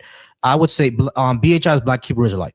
When it comes to spiritual traditions, we already had our own from Western Africa, right? So if we're going to be into a spiritual tradition, I think it should be those, because honestly, a lot of those traditions were more metaphorical than it was literal. If you read a lot of it, a lot of them didn't actually believe that Shango was a real person that struck lightning to the ground, right? A lot of them never believed that. It was more symbolic. Yeah, you feel me? But it did help us in a sense of community. It did help us in a sense of having a drive and purpose, or having a purpose bigger than us. It did make us more communal. You see what I'm saying? So if we are going to follow a spiritual tradition, I think we already had a blueprint for it, and we should probably follow that one. And not only that, it doesn't like conflict with anything that's that I'm doing right now anyway. So that's why I don't mind that. That's the first thing. If you're not going to follow a spiritual tradition, if you think a spiritual tradition is not useless or anything like that, what I would say, the second answer that I would give is that we should follow as much true things as possible, and we should follow philosophies and have beliefs that are evidence-based. Meaning, if there is not a lot of evidence or no good justification for us to believe something or follow something, we probably should not be following it. Right. And that goes for like anything, basically. Like, there's no good reason for me to believe in dragons. So that's why I don't believe dragons exist. Just this past weekend, people were arguing me down on the app Threads, which is basically like a Instagram clone of Twitter. But they were arguing me down about mermaids in Haiti and Jamaica. And I keep telling them that every single time that a person describes a mermaid to me that's Haitian, they always describe a crocodile every single time. Green, scaly skin, sharp teeth, and long snout. It's a crocodile. That's all they were saying, right? So there's no evidence that mermaids exist, so we shouldn't believe in mermaids. You see what I'm saying? So I think that's what we should be following. Something that is already steeped in culturally within us, number one, and things that are evidence-based and are as true as possible. If anyone else wants to answer that, y'all could. Yeah. The only thing I would add is, Lord's ain't here, but she would tell you everybody's copying us anyway. So it's like, everything Vossi just told you is 100% facts. But even when you ask questions like that, look around, brother. Do you know how many things Black people have to be proud of that we've invented? And, you know, I talk about the Timberland boot, where like everyone is literally whatever we come up with, the whole world is copying it. So we don't need no God, because I will tell you, all that stuff is made up. All gods are made up. None of it's real. We don't need any of that to be great people. If you ask what should we be or what should we follow, the truth, evidence-based. Logic, reason, common sense, humanism, compassion, empathy for others. None of that is. You don't need no dead white man in the sky to believe in that, but to do those things. So when you ask what should we be, free. Fuck all this freedom to practice the religion. Hey man, these religions are about control. We need freedom from religion. That's what we need. That's the answer. Freedom. And just fucking the ability to think, learning how to think, not what to think. That's what we need. I would also just add, I think that when you learn the truth, it's a lot more beautiful than this idea that, you know, you was created from dirt. But two, and I think, you know, Bar has spoken on this before. I don't know if it was on this panel, but I 100% agree. You know how the Bible, for example, talks about faith without work is dead. You essentially doing all the work yourself. If our ancestors had faith that they was going to be free instead of busting masses' ass, we still be in chains right now. You doing all this work. You know what I'm saying? You use this God to fill a void. Muslims in Gaza, Christians in Gaza, praying for the bombs to stop. And this God is nowhere to be found. And it's nowhere to be found. Congo, Sudan, Haiti. I'm sorry, Jeffrey. My bad. Go ahead. No, you good, bro. I thought it was a little pause. I thought it was, you know, it's dramatic effect. You good, bro. I thought that nigga was stupid.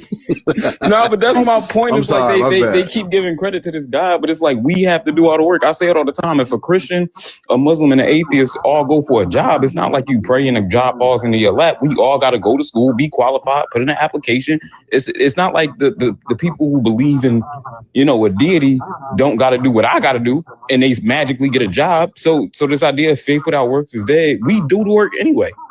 What good is the God? What does he do? But also, I think you have to keep in mind that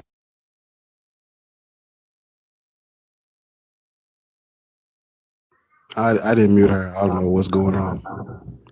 Oh, is it okay if I speak? Yeah, I don't think we muted you. What's that? I don't know. I think you have to keep in mind that Christianity, the Muslim religion, and Black Hebrew Israelite are incredibly high control religions that are deeply hierarchical. And I think more than spiritual development are meant to control and stratify, more so separate people from others, which is something that our community, I don't think necessarily responds that much to. Even with that high control religion, throughout our history, we turned it into something cooperative and sort of a conglomerate. No, we didn't. And so, well, yeah, the only reason why you don't see no Martin Luther Kings running around is because of the faith-based initiative. But yeah, we literally docile. well, You know, yeah, and that's another. That's I'm we're sorry. docile. I'm sorry. That's another. These thing. people, these like y'all are thinking that we've turned this into this cooperate. Yeah, we're cooperating with the white people, shutting the fuck up and being quiet and keeping on. Ain't nobody organizing at no church to overthrow the government and make sure everybody get a home cooked meal. They not doing that no more. They used to. I understand, but so I'm talking about holistically, spiritually. Christianity has no, you can say, necessary cooperation aside from the God that's going to punish you. Hey, Pumpkin, I'm sorry. I know you were going on, but I just got to pause real quick because we're kind of out of order and I was missing something. Yeah, we are. That's my Yeah, that's why I muted her. Hey, she was responding to the same thing. Nature. We were still talking about that. Gotcha. Is Nature Boy's? That's my fault. That's on me. All good. Nature Boy, was your questions all answered? Yeah, or no, you have more? I wanted to ask you because I know that we shouldn't be Christians and Muslims, but what should we be? Is the question, I guess, because if we take away people's religions and because people's reality, their whole identity is structured. We're mental beings. We're structured on our belief system. We'll see. If you take I know you just missed the whole interaction. Everybody up here just answered that, but he was too busy typing in the comments, so he probably didn't hear. Yeah, but we just answered that question. I got you. What are we supposed to replace? What are we supposed to replace a slave religion with? A religion that comes from the colonizer and the oppressor. What do you want us to replace that with? Yeah, so Nature Boy, the way that I will answer this question is that we don't need to. I'm pretty sure they always said that we don't need to replace religion with anything, right? That's number one. But the second thing that I would say is that what you're pointing out is exactly my one of my main issues. We make this religion that we cannot prove to be true as part of our identity, and we don't need to do that. I've always said political beliefs, religious beliefs, they're not you. They're basically parts, they're opinions that you have, essentially. It's like when you go to school and, you know, you can't forget your math book and your history book and your notebooks and stuff like that. Religion is basically those things. Political opinions are basically those things. They're not you yourselves. They're your books and your book bag that you can replace anytime that you want. And what happens when you go from elementary school to middle school? Those books that you had in elementary school, what do? You toss them because they're going to be outdated. When you go from middle school to high school, what do you do with those books? You toss them because they're outdated. When you leave high school, what do you do with those books? You toss them because now in college, you're going to learn something else because they're outdated. That's what we should do with political and religious beliefs. Once they're outdated, once they don't have any evidence behind them, once we find out that these things are not true or likely not to be true, toss it, because there's no reason to have that anymore. There's no reason for us to carry around beliefs that we cannot prove to be true and makes claims that are definitely not true. Nature left. What happened? It's not for him. I don't think he was paying attention. Oh, I dropped him. He's not. He was in the comments he ain't again talking about, "Hey guys, should I go live?" He's not he listening. ain't paying attention. Okay, could you imagine? You get in remission for cancer, and then you ask, well, what do I replace this cancer with? I've been living with it all this time. What do I replace it with? Now that they done put a shot in your arm. Now you got hemorrhoids and the mumps and now you got bumps, the mumps and the measles and shit. Could you imagine? We're not here because of Christianity. All the things that black people have done is despite religion, not because of it. Not because of it. Agreed.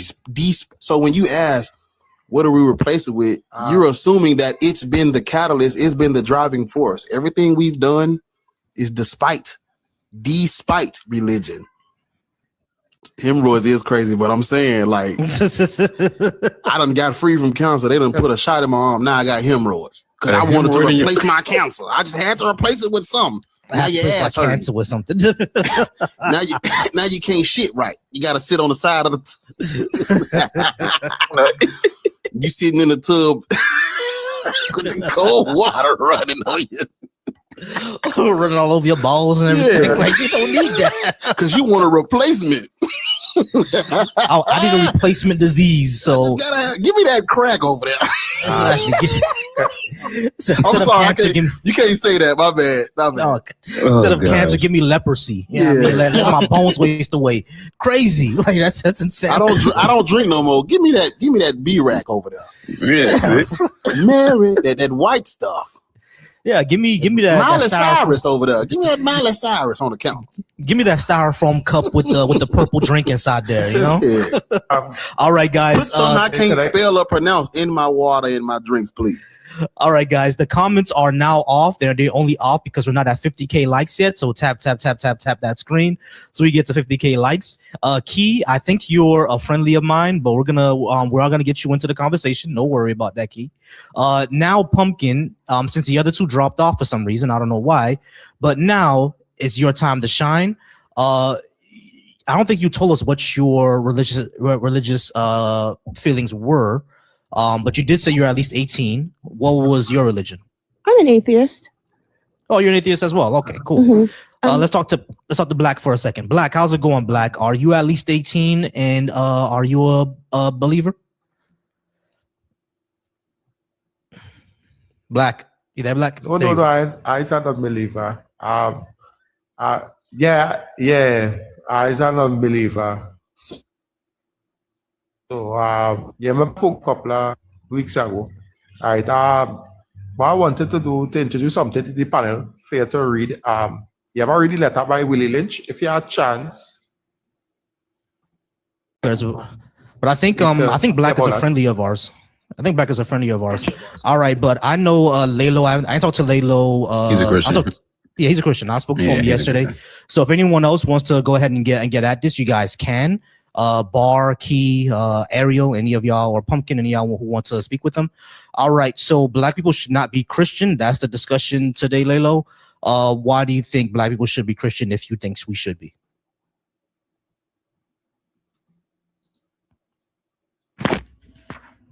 Oh, my bad. I was muted. Yeah, so Black people should be Christian because everyone should be Christian, and because everyone should be Christian and Black people are part of everyone, they should be Christians. This is just that simple. Why should everyone be Christian? Number of reasons. Principally, Christianity is the true religion. And because it's the true religion, this means that in terms of theology, which is the study of God, monotheism, earliest occurrence and still practice occurrence of monotheism as Judaism, which turned into Christianity, it would be the only way to truly, worship God. So how do you show that Christianity is true? Like I said, it stems from Judaism, or not stems from, it turned into Christianity from Judaism. And Judaism is the oldest way to understand and study God. There's no flaws in the Bible. No, it's not. That's not true. Yes, it is. Yes, it is. All right. So Lalo, here on a few problems. Number one, Hinduism is older than Judaism. That's not monotheistic. I don't care. It's not the oldest. But that's my claim. But neither is Christianity. But yeah, yes, Christianity is not. Hold on. Pause. Number one person at a time. Hold on. Yeah, one person at a time. So Lalo. Number one, Judaism is not the oldest religion or the oldest way to study a God. That's not what I said. I said to study. You're not going to interrupt me again. All right, you strawman me. My bad. Shut the fuck up. Uh-oh, he's mad. When it comes to shut the fuck up. When it comes to religion, right? Judaism is not the oldest one. Hinduism is the oldest one. If you're going to claim that Judaism is the oldest one to study God, you first need to show that the God that Judaism is studying is the actual true one. And there actually is no way to do that, because not even the oldest monotheist religion. The oldest monotheist religion actually belongs to the Egyptians. They were studying Archanism or something like that. I forgot what it was, or Atemism. Dreadful, you can correct me on this one, but I forgot which one it was. But it was from the Egyptians. They have the oldest monotheist religion, all right, and in the world, at least in recorded times. That's wrong. Number one, you have to show that the God that Judaism is the one true God, and number two, you then have to realize that they're not even the oldest one. Yeah, so that's wrong. Everything you said was wrong, right? Can I ask Layla a question? We're talking about monotheism. Are y'all okay? When you bring up Egyptian, right? Those guys, one of the things that I said, let me make something very clear to you, because you obviously strawman me because you weren't listening. What I said was that the oldest still practice monotheistic religion is Judaism. We're not going to do that again. All right, Lalo. Hold on. Shut up. We're not going to do that again. We're not going to do that again. Because we went through this one yesterday, and we're not going to do that again. I never made this. Shut the fuck up. We are not. Shut up. We are not going to do this again. Shut up. We are not going to do this again. We are not going to do this again. You say something, I repeat what you say. Oh, you straw man me. Stop bitching and moaning. Shut the fuck up. Stop bitching and moaning and actually follow what you actually said. Because you said Judaism was the oldest way to worship, to study God. You said Judaism was the oldest way to study God.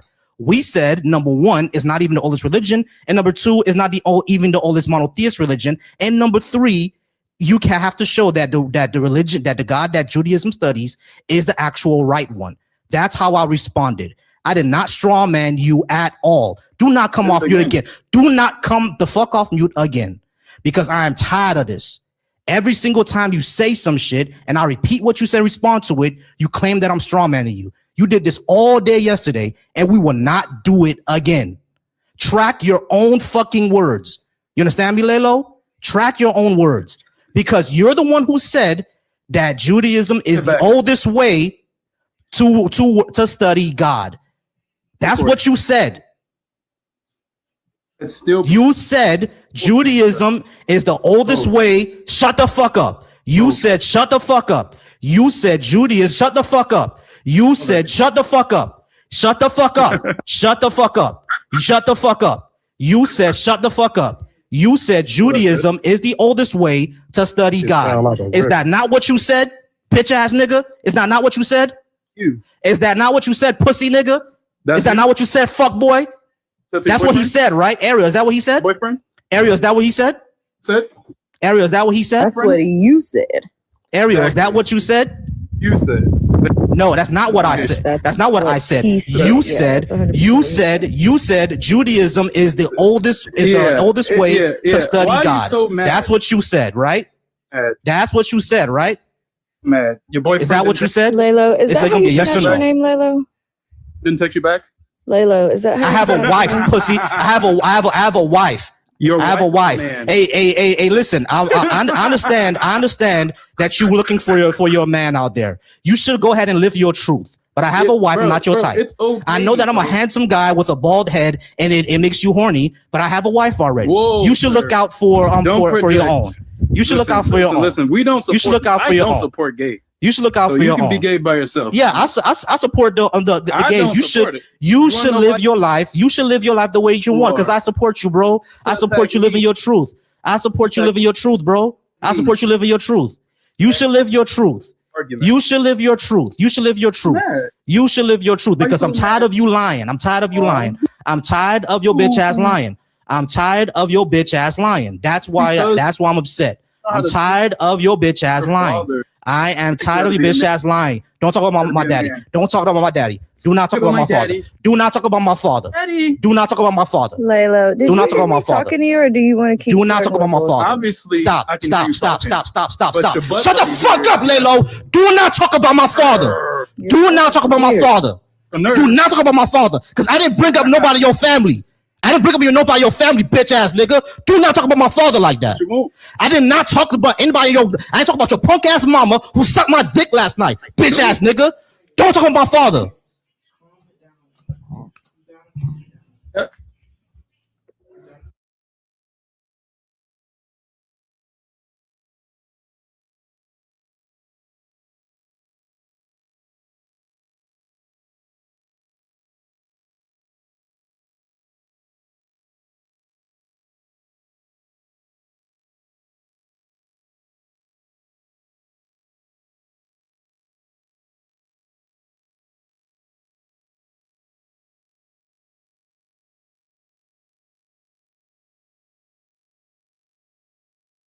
No peace that passes understanding.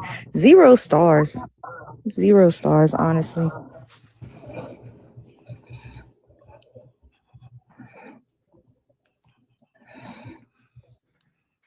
Yo, that was mad weird. That was hella weird.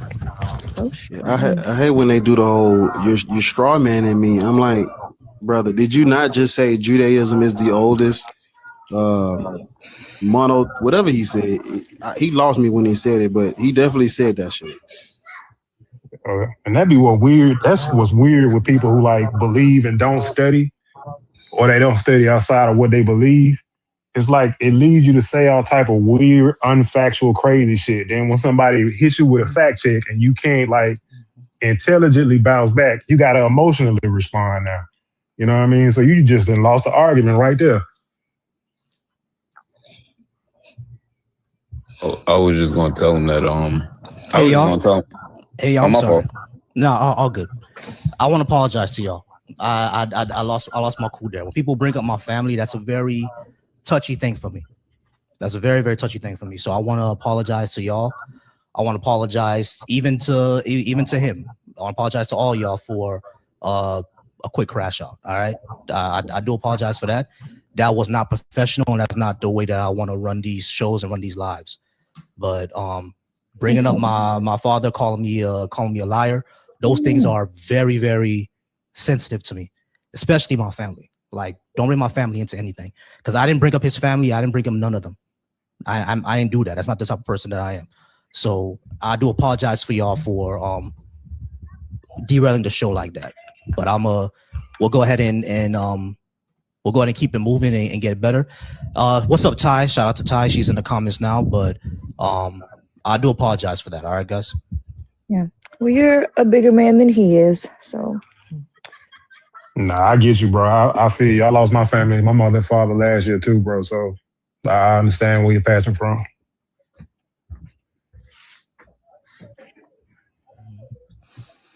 All right. Well, what else we got? Do we got anybody else? I don't think we got nobody else right now. Yeah, it's just Nature Boy and Yezin and in the request. And the request, yeah. Oh, well, I was just going to highlight the fact that, you know, he said something which was some bullshit. He said it's the monotheistic religion. It's more of a henotheistic religion. Like, it acknowledges other gods but only follows one. But it's not. Yeah, I don't know where they get this idea but, you know. that that this shit is monotheistic at all. Like, he tells them they're worshiping other gods and they worshiping the wrong god, and like, it's all throughout the Bible. I was wondering if I could say something, if I could ask you guys a question. Yeah, go ahead, Pumpkin. It's to anyone on the panel. I mean, it's kind of like an argument I'm working on around like a monotheistic God not existing, especially one that's omnipresent and omniscient, like timeless, spaceless, or whatever, and perfect. I was kind of thinking that if you follow that logic and you think that this God is perfect, metaphysically, this God would not be able to do that which is imperfect. And the biggest sort of proof that this God in this particular way doesn't exist is humanity, its own creation, because it created something that was imperfect. And even if a person said, well, it became imperfect after this event or before this event, even the potentiality of having a being that made something that could have been imperfect is kind of a disproof to its perfection or a kind of existence. All right, you're kind of answering your own. Like, I think you're on the right track. It's Can I play one devil's big advocate? contradiction, right? Like, it doesn't. Yeah, like a direct contradiction. Yeah, you can't do that. And even before humans, right? Like, even the way the God is described as being all good, but they create evil. They're all loving, but they're jealous. Like, it is a huge contradiction that just cannot logically exist. It doesn't track. Yeah, I agree, Ariel. And I was also kind of thinking of how Christians tend to say, well, that was humans' fault. That was, Lucifer's fault, whichever. And I don't know if Muslims do the same thing. But in that God is all-knowing, God knew that this would happen if he's all-knowing. There can't be a potential in things that he doesn't know. Otherwise, he's not all-knowing. It just kind of like falls through the line of contradiction dominoes, sort of. But I was just wondering if it made sense. Yeah, you're literally right on track with it, because you can't. People are always like, well, do you blame God for that? Yeah, because if you know everything, you knew that from the jump and you still did it. Yeah, exactly. Right. I wonder if any Christians really believe that God is perfect, or do they just have to say that? I've actually met someone who said that God isn't perfect, which was surprising to me. Yeah, I mean, usually they say it, but like their own verses or the Bible, which itself would show that he's not. King Baines, how's it going, King Baines? Are you at least 18? And are you Christian, Muslim, or Black Hebrew Israelite? I was just sitting here listening to y'all. I actually heard the crash out. That's the saying, man. He crossed the line by saying a lot of things. But yeah, I think I was on here before, if I'm mistaken. I'm 42. I'm neither one of them, actually. I was born, of course, raised Christian. How are you, brother? Okay. I see some. No, good. How are you? Keep going. Keep going, Baines. Keep going. Yeah. But yeah, as far as anything else, did you just see what religion is doing to people? Did you just see that whole idea of what he was saying and the idea he thought that was the oldest? Like, how did you thought that was the oldest? Is this some way before Christianity? Even the concept they even put Christianity together came from other religions. So it's like, what was he talking about? That didn't make sense to me. I'm like, wow. So yeah, before Yahwehism was Zoroastrianism, and before that was Atonism, and Atonism only lived about, I think it was only here for maybe 50 years or something like that, but it was in ancient Egypt. So the Egyptians had the oldest version of a religion. But yeah, Baines, give us a second. Let me see what Ali is trying to talk about. Okay. 80, we're gonna get to you in a second. Ali, how's it going? Are you assuming you're Muslim, Ali? Yes, Muslim.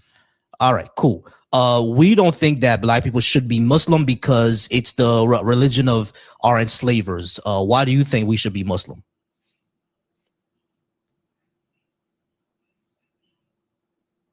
Brother from Syria. Oh, okay. I think this might be one of them situations, where people come up and get corn. Yeah, I think that's what it was. Yeah, That's because not you coming in here. We want to talk about your religion. I don't think you're doing an answer. I'm about to say, like, you wanted that smoke, didn't you? But he said, I'm a brother from Syria. What the fuck I got to do with anything, bro? I got to do with You're gonna get your anything. feelings hurt in this motherfucker. All right. Let's go to 80s Way Media. 80s Way Media. I don't know what the money going to. I can't do it. Yeah. You know what the money going to.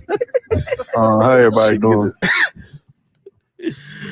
Yeah, I'm not sure what that money was gonna be going to. But, all right, y'all. Once again, I know we're gonna.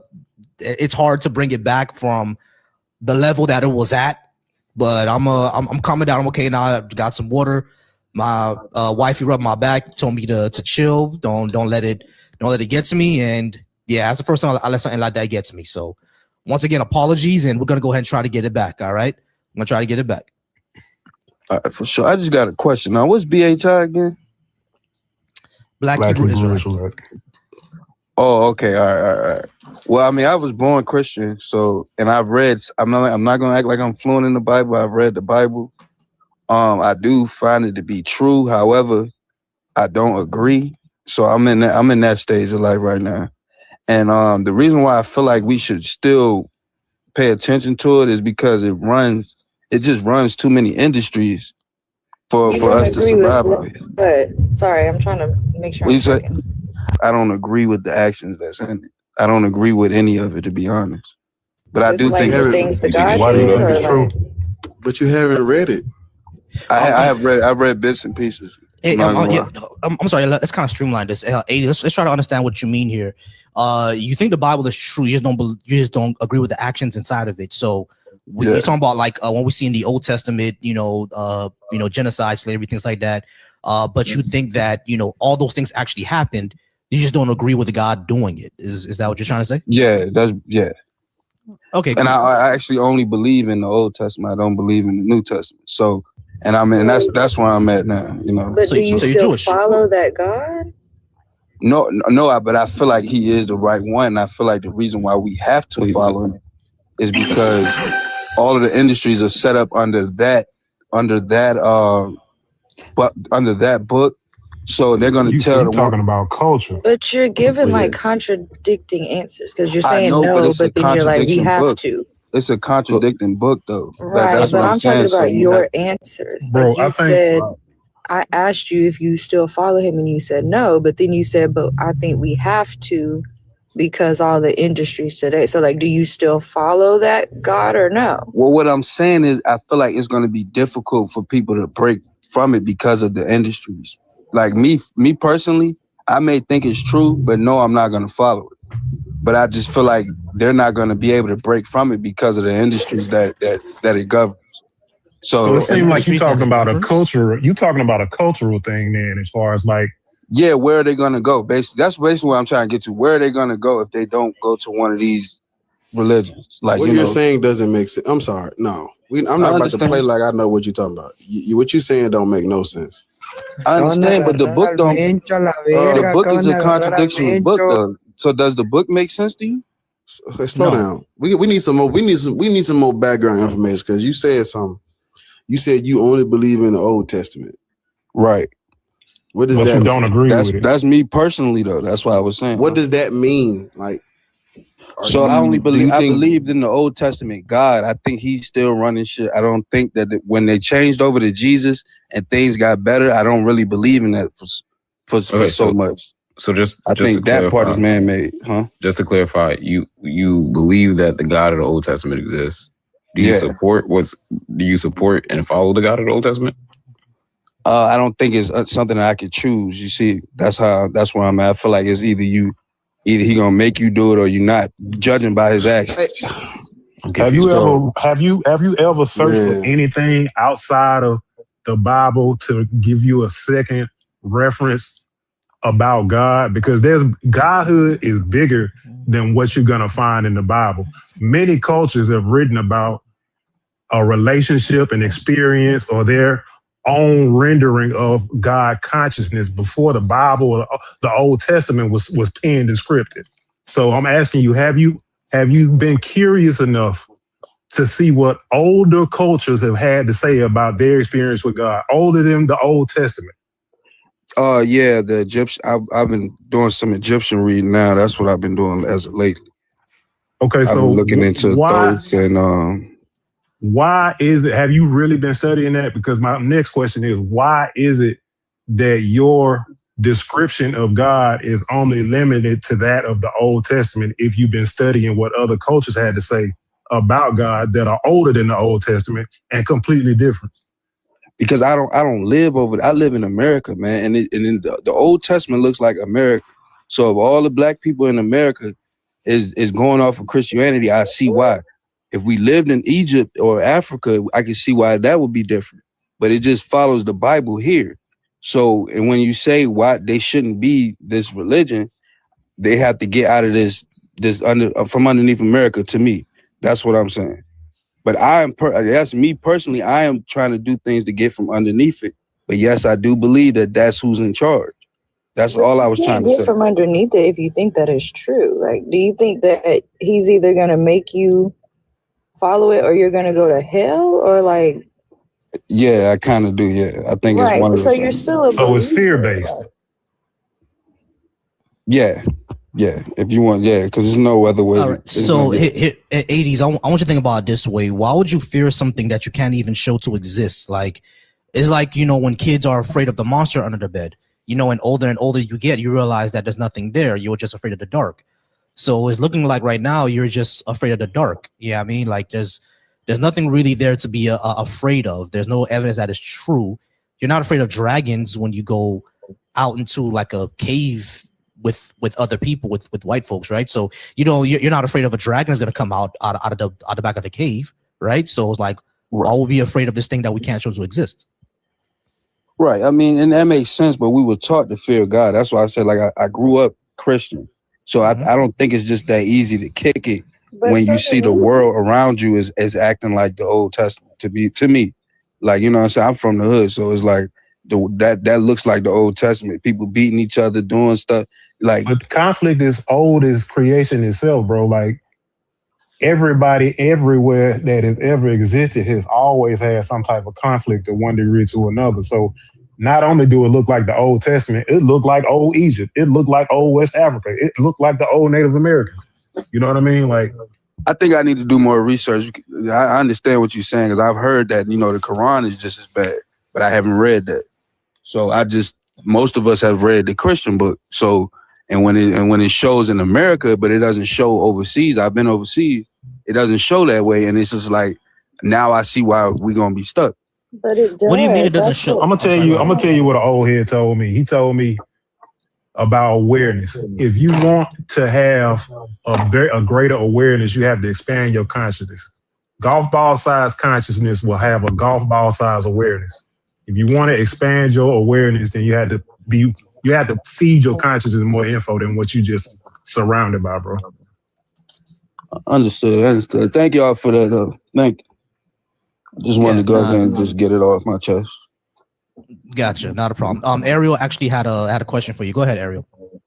Yeah, I just was so overseas and other parts of the world do have those same problems and conflicts, but also to Key's point, these are not things that only show up in the book. Like, these things have been around since the beginning of time. Like, there are religions much older than this one who talk about these same things. There's even just secular communities that have had these issues. This stuff doesn't come from the book. Like, it's not like a prophecy being fulfilled or something. Like, these things happen and don't make the Old Testament true. Because if that's what you're basing this being true on, and then in turn you're having this fear of hell, which is also made up, like, it seems like if you would lock in, so to speak, you would be able to let this go. Because we also grew up Christian. Majority of the atheists that you'll run into grew up in this religion.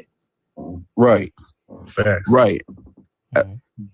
Right. And so what I was saying to that is, if I don't believe that it's just human conflict, the reason why I feel like it was created that way. And it sounds like the Old Testament God would have done something like that. Because I know for a fact I can be out around a bunch of people I don't know and I'm not starting shit. But why is it always one bad apple? And then it sounds like the devil's story again. So Let me it's ask you like, this. Let me ask you something. I don't mean to cut you off. Do you think you have a better sense of morality than the Old Testament God? Yeah, I do. So why is it do you believe in a God that you think you have a better moral compass than?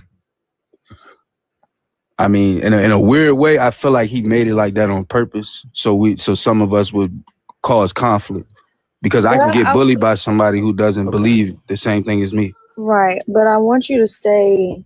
I just want to see if you can track this really, really quick. It's just a quick question. Because you're looking at it like, well, he created it this way. So now there's always some human somewhere that can't act right, right? Like there's always somebody that's evil or somebody that wants to disrupt or somebody that's doing something against the grain. Right. But for us, when we look back at it, and it's like, because that's just human nature, like there's always going to be a quote unquote bad apple or somebody that just doesn't go with the flow like everybody else does, or somebody's always angry, however you're looking at it. But if you flip that, because that's human nature, and then we make up these deities and these gods, when they write this story, that is one of the, well, God did that. You know what I mean? Like that's what you're doing, but you're saying it like, well, he created us that way. That's why it's this way. Instead of that is how humans work. And so now we just, because we have presupposed this God, we presuppose that he made it that way, but that's not how it works, which is why it's been that way before this God was ever thought of. Like it's always been that way. That's just human nature. So, I mean, I was just gonna say it don't feel like it's worth fighting for though at that point. You know, if What's not worth fighting for? Human nature, like how we trying to better ourselves and stuff, it's not really worth fighting for if it's always gonna be something wrong. You see what I'm saying? Then now our problem is heaven. That's not, we don't even know if that's real. So that's just how. Right. So, So we gotta focus instead of that. Then focus on what is real. Focus on right now. Focus on your potential tomorrow instead of what's gonna happen to you after you die. Some unprovable shit. Like you ain't gotta prove that you can make your life better today, right now. You don't need a belief in God. Maybe you do. I don't know. If you do lean on that aspect of. Yeah, exactly. Okay. So as at the end of the day, 80s, like you were saying, like if this life is all we have, right? And the promise of heaven may not be true. This is the all life that we have. That makes life all the more precious. Means that we get one shot, and then after everyone passes away, our parents, our siblings, any friends that we may have, we will never see them again. That's going to be the last time we see them. So why not just try to make this life the best one possible? Absolutely. And I'm trying to do that. I'm going through a confusion right now. I'm not going to lie. And, I'm trying to do it right. So, but thank y'all for at least, giving me sharing y'all take on it and everything. So, good luck, bro, on your confusion, man. I feel you on that, man. All right. Yeah, I've been down that path. So all good. Appreciate you. No problem. All right. Nas came up. Nas, I might have confused one of your comments. I thought you were trying to say that you're trying to teach us the truth or something like that. I'm not sure if I saw that right. Yeah, I didn't say that. Nah. Yeah. I misread one of your comments. Okay, but so what's like the main question? Because I came in a bit late, so. Oh yeah, this is just Christians shouldn't be Christian, Muslim, or Black Hebrew Israelite. I think you're not any of those, right? What is called me? Yeah, I'm not really. What is called my family? Mainly Christian, so I grew up like that. But I don't really consider myself any of that. Yeah. Honestly, I thought you were saying that in the comments. That's why I invited you up. My bad. Nah, yeah. If I'm being honest, like what is called, I could. My perception of the books would be different. I feel like. What's going on, Coco? You said your perception of the book will be different. What is yeah? Like, let's say the Bible. I don't really see it as the way it's perceived. I feel like the book is. I feel like I'll take it for a historical fact, but whoa, what it's called, but I don't think historical fact. What it's called, like, cause look at right. If we look, cause what it's called, the Bible, what it's called, even gives maps of the area, right? But I feel like it takes certain bits, like people when they preach it, they take it out of context. I feel like it's meant not for everyone to follow. It's a religion, so it's not. It's a conceptual thing. So I agree with you on it's not for everybody, right? It never was. It was for them Canaanite folks. Exactly, it was for Canaanites. Right, but well, I feel like it was more not for the Canaanite people, but Hebrew people in general, which would not only. The Hebrews got everything they got from the Canaanite people. I mean, even their script. So that's factual. Yeah, but they don't share like the same blood. So, but in general, genetic. You're correct. It's for a certain set of people. It is not for everybody. Exactly. But the book, I feel like it was just meant for a unification of those people. Yeah. Right? No. But when you're saying that the maps, right, and there's real places, and that's what's making it a historical fact, like not only the maps. What is called, like we have to. What is called, like, I feel like we have to take it along with present tense from what we know and apply that to the book, which a lot of people don't do.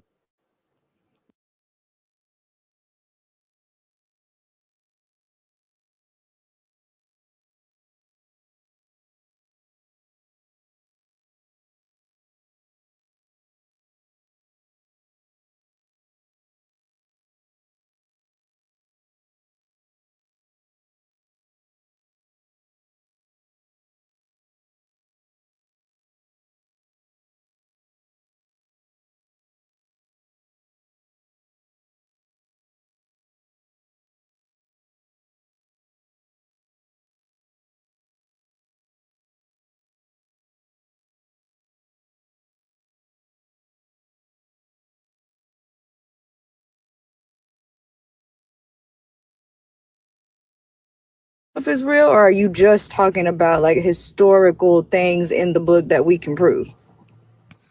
I'm mainly talking about historical things because obviously I feel the deity is made up as a unification. That's the unifier. Right. Okay. Is unifier your favorite word? What do you mean? No. What do you mean a unifier? What? Okay, what is called the unifier within the book? Why do you keep asking what it's called? No. What is called? No, it's just okay. It might be the word of the day. I'm gonna say that, right? What is called? What I see as that is it brings people together. Unity. If we want to use the word unity, we can use that. But Barb, okay, so what he's talking about is like when we've talked about this before, but like the cultural anthropology thing, like this specific group of people, the God only does good for them. Like this is their God. That's why they win all the wars. That's why they get all the, you know what I mean? Like that's what he's talking about. This is their quote unquote unifier. Mm-hmm. Exactly. That's their commonality because in general, what is called, not all of them are going to get along. There's going to be crime. There's going to be there's going to be crime. There's going to be all types of things. But just like with Christians, instead of Christians going to war with one another, they might have differences. But if they are all Christian, that's a commonality where they can group up and go against another force. Yeah, so Christianity or Judaism or these religions are basically just cultural unifiers. You can create a culture around a singular God, et cetera, et cetera. Yes, just like what is called when you were saying like earlier on religions. What is called like like Zoroastrianism and Atonism. Those were unifiers. Yeah, we get that, but that wouldn't show it's true, right? What is called. Not the whole book about being what is called like true, but it has what is called relevancy. Yes, relevancy.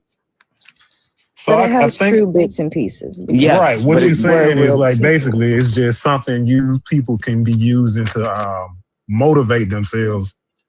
Because when you say unify and in the historical sense of how that religion came about, for that region, it did unify them. Because Yahweh is were in the south of Canaan, and they gradually took over Canaan. And Yeah, then, exactly. Okay, yeah. you get what I'm saying? Yeah, and I'm But saying that what was it's only for Canaan. Those were only for the Yahweh's people and the Canaanites. Not even all Canaanites specifically. That was like conquest.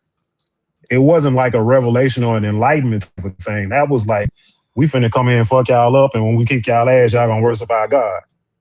Yeah, that's what I was trying to get at. I don't know nothing about no unify. I know about some asses getting kicked and land and people getting stolen. I don't know about no unifying. But I mean, yeah, but it's called. It could be perceived that way. So what is what called? I mean, that's what it was. Like, nah, yeah, type shit. But what is called? Because in the Bible, what is called when you see how Joshua, what is called, when he started conquering the land of Canaanite and like the land of Canaan, right? Yeah, that was a hit. Yeah, what is called? What is called? And then later on, when it is officially conquered, it then becomes like what is called Judea, Israel, and all of that stuff. It's called like start changing the names of the place. So what is called? You can start to see that not only I feel like that would be true as a historical fact, but it's not like what is called like he might be a real person because of that. You know, who might be a real person? Joshua. Fuck out no. That's what I was going to say. Yeah, the Bible is not a history book, brother. All those characters, none of those people walk this earth in human form. Those are like, what they call them? Basically, legends. foundational mythology. These people, like these historical fiction. Like, yeah. Like, I had a great uncle named Solomon, who fought a great whale and won, and he drank all the water out of the ocean, and then I don't know, pissed it out again. Like hold up. You see, I feel like it's not what it's called. I feel like we need to take it more in the literal sense and not exaggeration. Like a lot of people, when they describe it, they use a lot of exaggeration. Yeah, it begins with see, there are ways you can literally read this book for yourself, and you just read the stories, and there's no way you can conclude this is something that I could see happening, or this actually happened. You know, it begins with the creation story that's completely fiction, and it ends with revelations. There's the stuff in between is not. It's garbage. Okay, so what do you think about what is called David and Goliath? Right, that bit. That's mythology. Yeah, it's that's mythology as well. Like a battle like that could have happened, right? But not in the way that it's described. Like David probably could have been one of the early Israelites who's like the early Israelites were like really small people. They were short. They're like around my height, like around 5'4", 5'5". And Goliath was probably like LeBron James size, like 6'6". Back then, they didn't know how to describe that. So of course they described them as a giant. And when it comes to their whole fight, when it came to the whole fight, David won somehow, probably by tricking him with his shield and light and stuff like that, and then boom, he killed him, and that's it. But the story is completely like mythologized, like God is the one that helped David and all that other good stuff, right? And not only that, they're confused on was it David who killed them or was it someone else? Like these are all like foundational myths.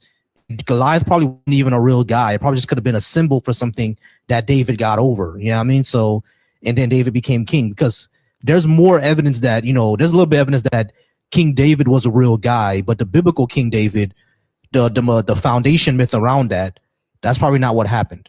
Make sense? Yes. But okay. But what I was saying when David went against Goliath, right?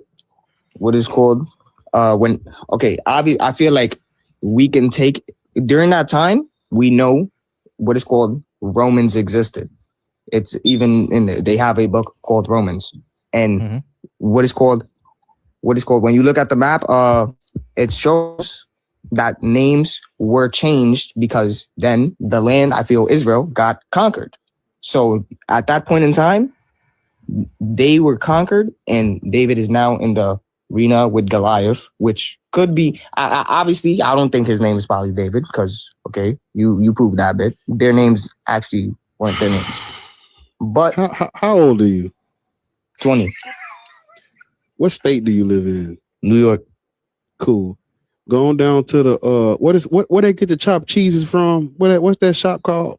Bodegas. Going down to the bodega and get you a chopped cheese the Aki way. I think you should just relax for the rest of the evening. I don't think this is, just it's a lot going. Do they sell Cokes there? Get you a Coke.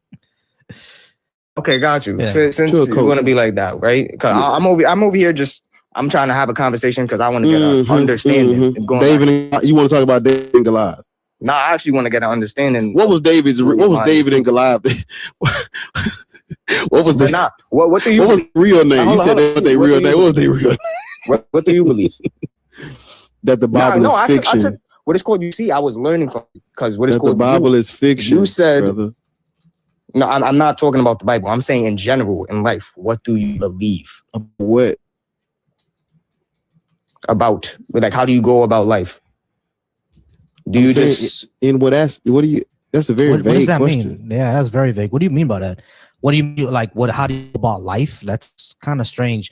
Like I wake up, I go to work, I come back home, I eat, I drink water. Like I just drank this entire liter. Like what do you mean?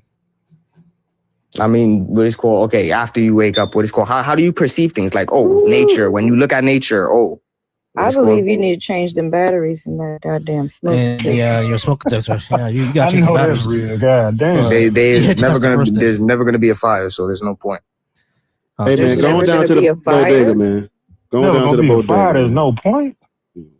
There's never gonna be a fire. Okay. You live in New York. That is the last. You 20 years old, man. Go and put you some dino. Tell mom put you some dino nuggets in the microwave.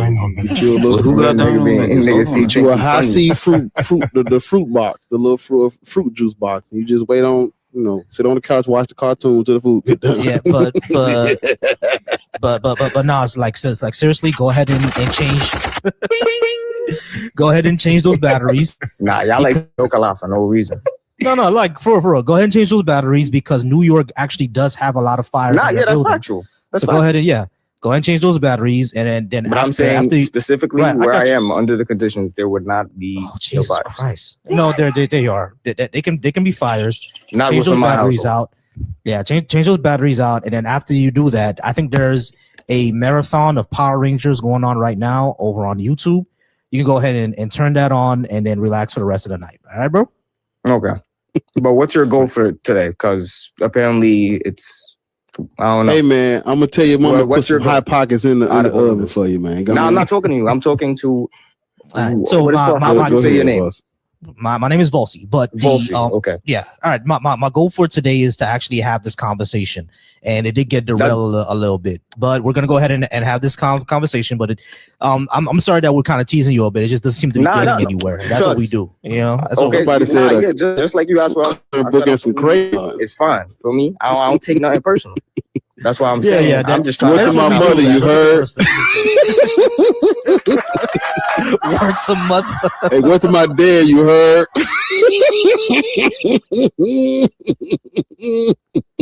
Mad flagrant, son. This is mad flagrant, son. Hey, my heart, go get you. Where are you from? Yeah. Okay, now while we in here, what is called give them some gifts. Hey, my heart, go get something to eat, my heart. Give Volsi my heart. Give Volsi some gifts. You already know my body. Good shit. From the Bronx.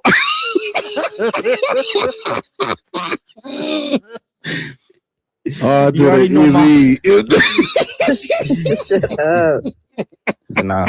Nah, where you from? Black atheist. What Remy Ma say? R to the easy, M to the wizard. R stay greasy. This became a comedy in here.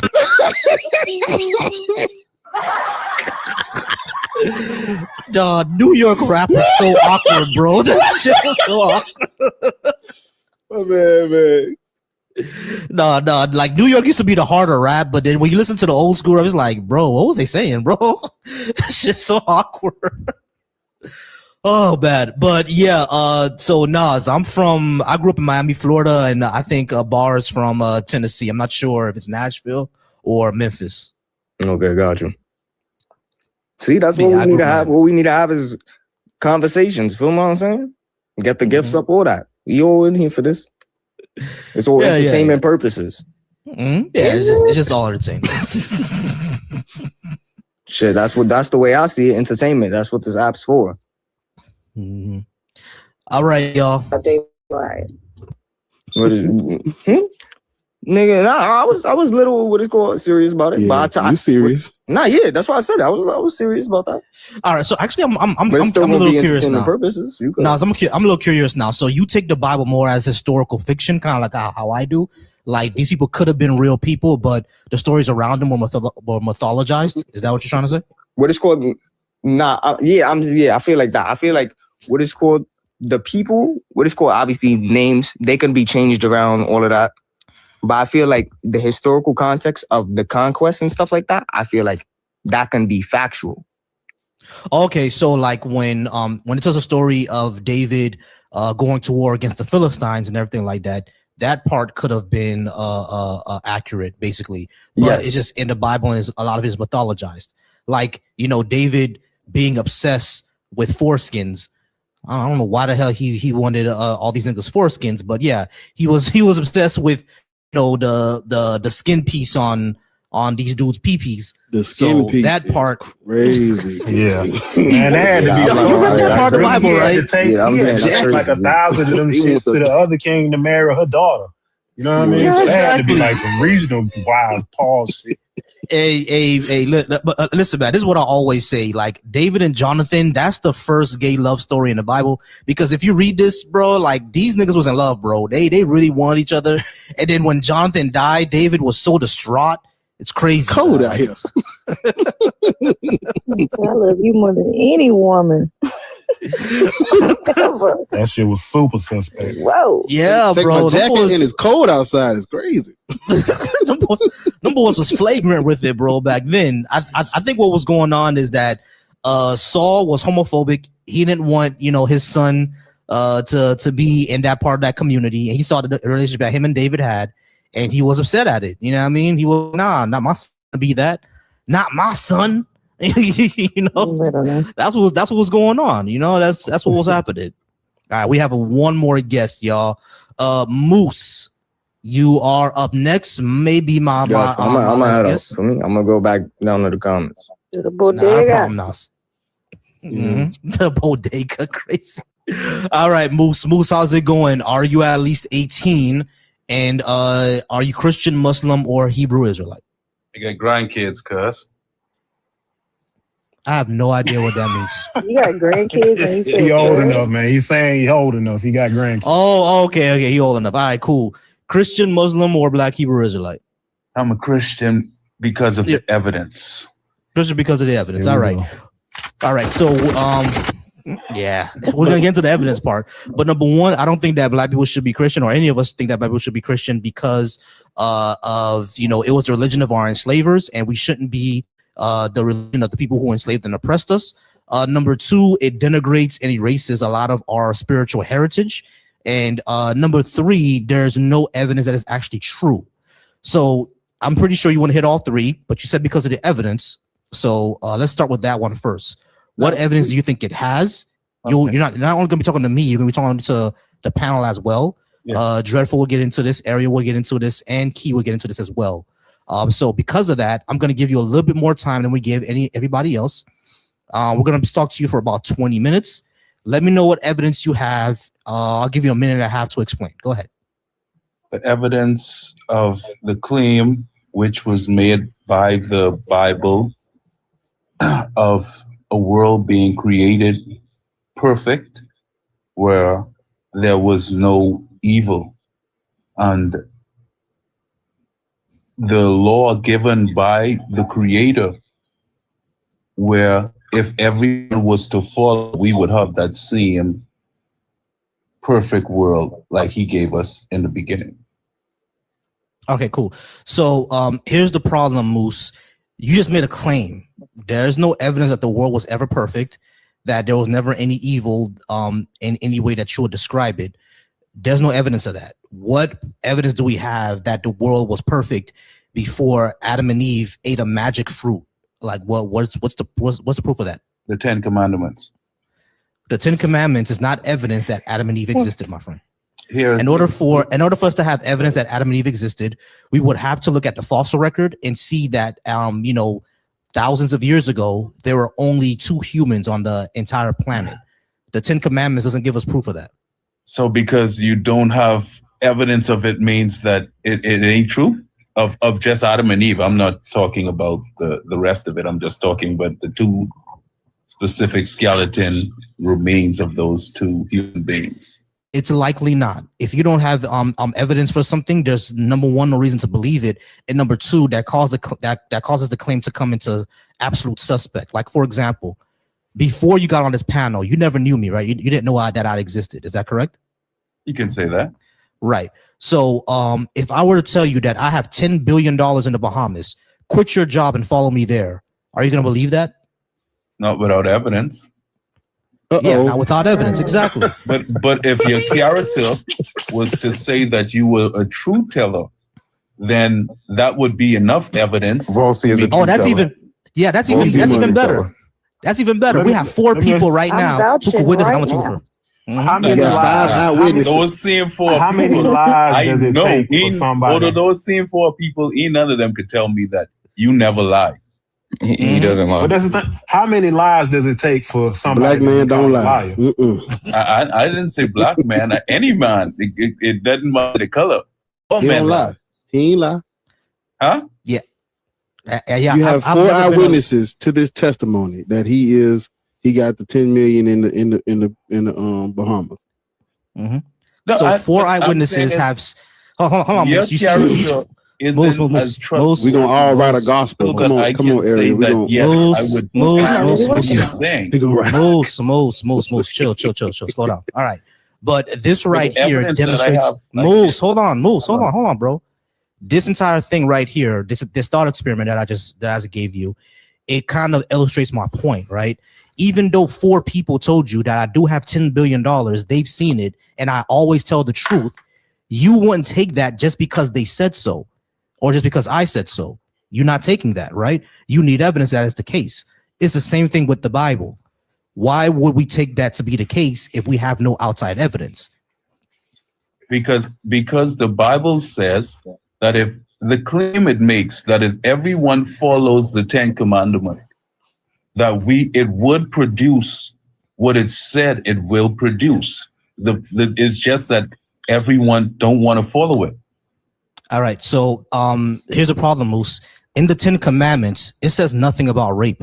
So that means that rape is okay? If you love your neighbor as yourself, you wouldn't rape anyone. So you don't need to have 10 Commandments. That's not in the Commandments. My friend, if you love your wife, Moose, you're gonna rape her? Moose. I'm asking you a simple question. Moose.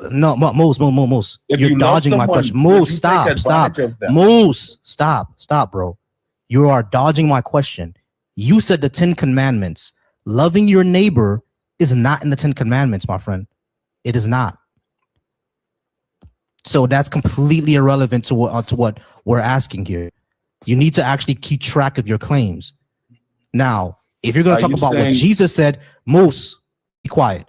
If you're going to talk about what Jesus said, said, love your neighbor as you love yourself. You guys are hypocrites and liars, man. You could just kick me one time. I want to be honest. I'm not going to kick you. You can figure out how to leave if you want to run. Moose, we're not going to kick you. No one, and I already crashed out about this already. I don't want to leave.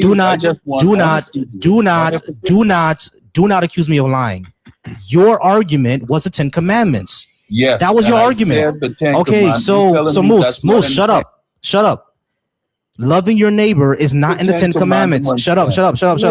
Please, just have a conversation like an adult. Please wait till he's done, and then you can respond. That's literally it. Please just wait until he's done. All right. So Moose, in the 10 Commandments, Loving your neighbor as you love yourself is not in there. We can go ahead and look and bring up the verse and read the 10 Commandments ourselves. It's not in there. Now, your argument about loving your neighbor, that's what Jesus said, but that wasn't your argument. It was the 10 Commandments. So now do you want to move to what Jesus said? Which one are you doing? You can unmute yourself now. We read the 10 Commandments, please. Yeah, sure. Now, when I read these 10 Commandments and loving your neighbor is not in there, what are you going to say?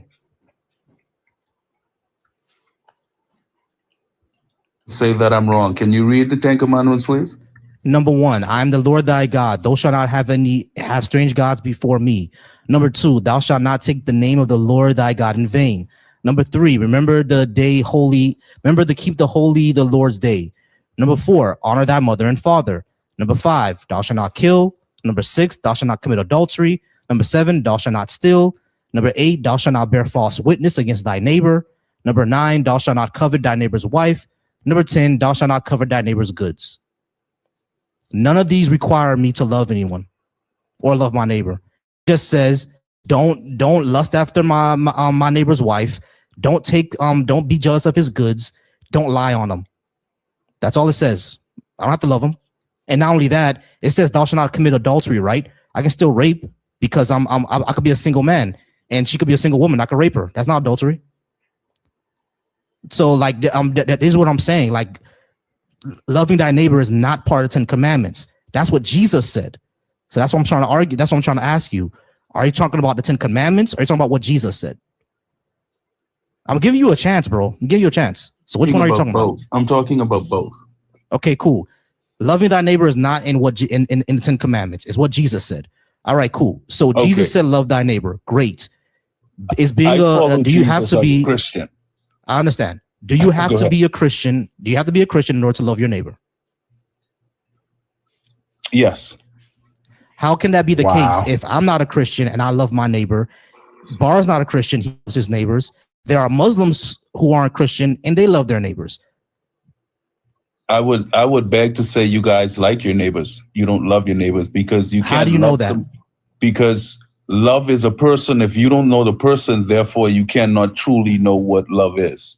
I don't love my love is an action, bro. Like how can love be a person? Love is God is love, the person, the individual.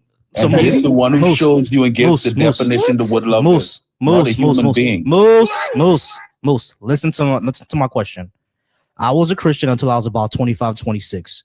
Are you saying that after that, I didn't love my mother anymore?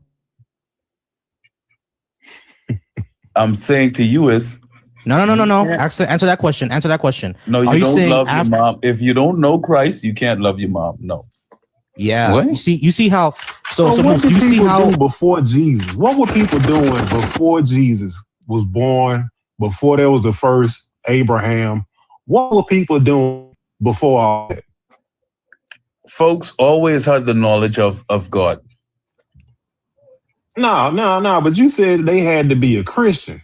When I say Christian, the reason why I say Christian, I'm not saying Christians in terms of a Judeo-Christian. So you have to follow God because even you don't love yourself like you should. You said God Christ. loves you more than you love yourself. Can I? You can't even love yourself. Everybody pause real quick. Moose, you realize that you just broke one of the 10 Commandments, right? Go ahead. Right. You said, "Thou shalt not bear false witness against thy neighbor," and you just said that after. Yes, you did. You said that after. Yes, you did. You said, "I don't love my mother anymore." I said, according to Christ, right? According no, that's not what you said. That's not what you said. That's not what you said. Let me I don't love my mother anymore. Let me rephrase it. According. No, don't rephrase anything. Don't rephrase anything. It's not even according to Christ. You said that I don't love my. Christ. Hold on, Moose. You claimed that I don't love my mother anymore, but you do not know me. Hold on, Moose. You already admitted before this, you came to this live, you did not know of my existence. So then how can you make the claim that I do not love my mother if you have never known of my existence or my history? You can't make that claim. You're bearing false witness. You cannot make a truth claim. You cannot claim you don't love your mother if you never knew about me. You can't make that claim. There's no way to do that. It doesn't matter what the Bible says. As a matter of fact, that makes it worse because the Bible is making you bear false witness. It's making you turn against your own religion, your own 10 commandments. If you're going to say, according to Christ, according to this verse, that's what it means. That means that it contradicts the 10 commandments because it's forced you to bear false witness. You cannot say I don't love my family anymore because I'm not a Christian because you don't know me. You can't make that claim. Point period. Now you can get off mute. I would also just point out that if we're going to use the Bible to kind of dictate what love is, right? The Bible says that love is not boastful, love is not envious, love is not jealous. But then it says, I, God, am a jealous God. So how the hell is God jealous, but also love when the Bible says love cannot be jealous? That doesn't, like, this whole thing, like, it falls apart even using your book.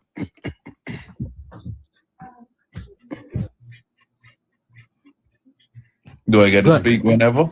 Yeah. The floor is yours. Thousand Hail Marys and 10 Kamehamehas. In Christ, which so far, what I've seen in my life, experience, and evidence that it's the best way of one's character being built as a righteous person. I've never seen a better way. You say we shouldn't. Do you guys have a better alternative? Yes, that makes sense. Yes, evidence-based beliefs, beliefs Yes, that have let's hear proof it. that have. Hold on, I'm telling you. Basing your worldview and your beliefs around empathy and evidence-based propositions, meaning that if there is no evidence for the claim, there's no reason for you to believe it. And being a human, having empathy, believing in equality, believing in pro-social consequences, understanding degrees of harm. Those are ways to be a good person. You don't need Christianity in order to do that. So, as a matter of fact, hold on, Moose. As a matter of fact, I'm not the only one who operates that way, or anybody on the panel. We're not the only one who operates that way. You do as well, and I can prove it.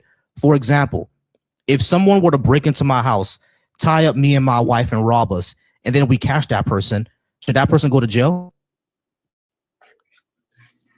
Just a yes or no. That person should go to jail, right? However you feel. No, Moose. I'm asking you personally. However you feel, my Moose, friend. Moose, Because you Moose, tell me to be quiet. Moose, I will answer when it's my time. Moose. I told you the answer, right? I'm giving you a scenario to illustrate that the way that You could just get out from me, and when you finish, when my time to answer, I'll answer. Until then, I'll be quiet. All right. I'm mute my mic. Yeah, mute your mic and try to follow me, please. I'm genuinely trying to have a discussion with you, bro. I'm just trying to get your opinion on this. If you were to find out that me and my wife were tied up in our house and someone robbed us, and we capture that person and turn them into the police, do you agree that that person should go to jail for their actions? In your opinion, Moose, I'm asking your opinion. Go ahead and unmute yourself.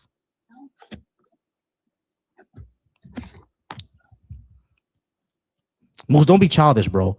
I'm trying to have a genuine discussion with you. Like, what problem? Like, unmute yourself and let me know.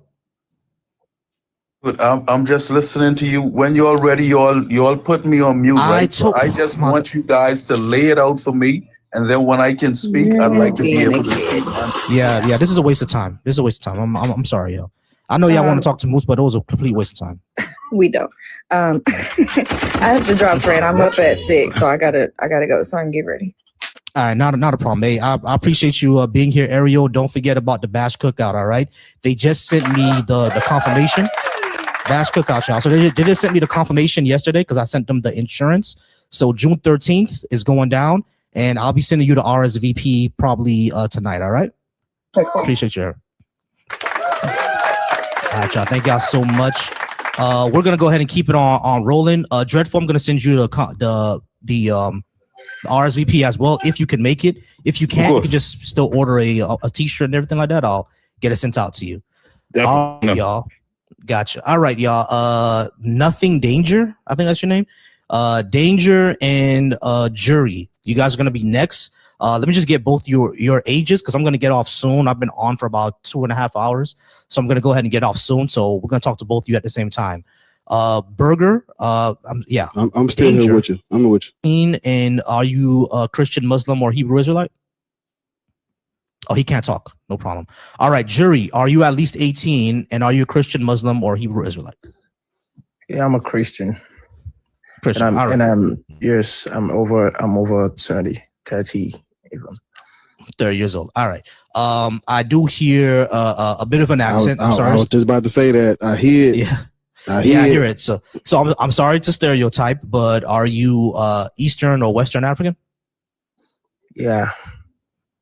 Eastern or Western? West Africa. Western African. Okay, cool. I couldn't place the accent. All right, cool. We don't believe that people should be Christian, and you're actually going to be a perfect example of why. I'm not sure which country in Western Africa you're from. 20 minutes, babe. I'm going to get off. I'm not sure which country in Western Africa you're from, but Africa has clearly been damaged by the Atlantic slave trade and by Christendom. So is damaged to the point where a lot of West Africans themselves do not know the history of that area because of colonization. So because of reason like that, we don't believe that Black people should be Christian, especially in Africa. What would you say? Okay. You know, I love this topic so much because I personally, I've been doing some readings and some research personally just to enlighten myself, and I don't like to follow things just because people say this is what it is. I like to know myself that this is exactly what it is. So first of all, I am not a Christian because somebody colonized Africa. For what I study and from what my understanding is, even some people in Africa already had the gospel before Europe exists. That is the colonizers before they even exist. We call them the land of Kush. The Ethiopians, the Egyptians, they had the gospel even before Europe. So I don't believe because they brought the gospel that they also received, that makes them the owner of the gospel. So okay, cool. That's all right. Yeah, so that is we're gonna go ahead and first. address that. Okay, I'm sorry. Go ahead. No, I'm sorry. Go ahead. It's your turn. Go ahead. Okay. So that is my first point. That was my first point about me being a Christian. Then secondly, it is very hard for me to think of, because I was reading the caption that you have right there, that there should be a Christian, there should not be a Christian, but rather a Muslim.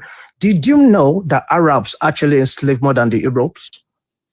Okay. Actually, I don't think you saw it. There's a comma there, so that means that we shouldn't be either three of those: Christian, Muslim, or Black Hebrews. We shouldn't be either of those.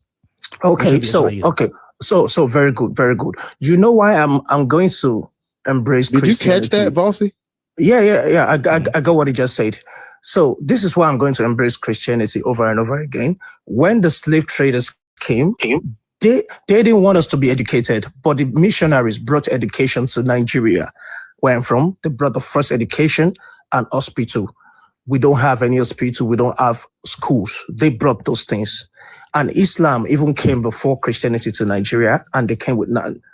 But when the missionaries came, they brought education, and they brought the hospital too. So from what I have studied so far, missionaries are not the explorers.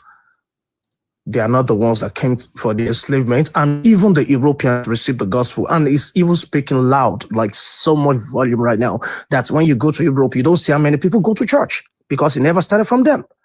Mm-hmm. Yeah. So, all right. So, Jury, we're gonna go through a few things because you've been going for a while now. First, when it comes to the entire thing of Christianity wasn't Ethiopia before Europe, that's actually untrue. They reached to each other around the same time. The entire thing about it being in Ethiopia or Africa before Europe, that's the mistake in that is that these things were happening within a few years of each other, right? So they're actually not sure if it was in Europe and then 3 years later reach Ethiopia, or it was in Ethiopia and 3 years later reach Europe. It was a very short time frame where all this was happening. So it's not necessarily true that it was there first. But the second thing that I would say is that even if it was in Ethiopia first, irrelevant. It doesn't make it true. And not only that, that will still show that it's foreign to the continent of Africa. The third thing that I would say is that you actually proved my point. You said that many Africans themselves do not know the history of Western Africa because of colonization and because of Christianization. Pre-colonial Africa did have education systems. It was very, very sophisticated education systems. As a matter of fact, I would argue that education system that Nigeria had specifically was superior to what the British brought, because what the British brought was simply just a regimented factory style, regurgitating information type of rule and education system. It didn't really teach them about themselves, or about humanity, or about within their cultural sphere. It didn't teach a lot of those things, right? So when it comes to that, right, it's not necessarily that pre-colonial Nigeria didn't have education system. It did. It's just that the British bought another one, suppressed the indigenous system, and called it barbaric or unsophisticated, including those missionaries. So even that was race-based, and even that denigrated our own people. You see what I'm saying? Because I checked my DNA, about 20% of my DNA is from Nigeria. You see what I'm saying? So my peoples are over there too.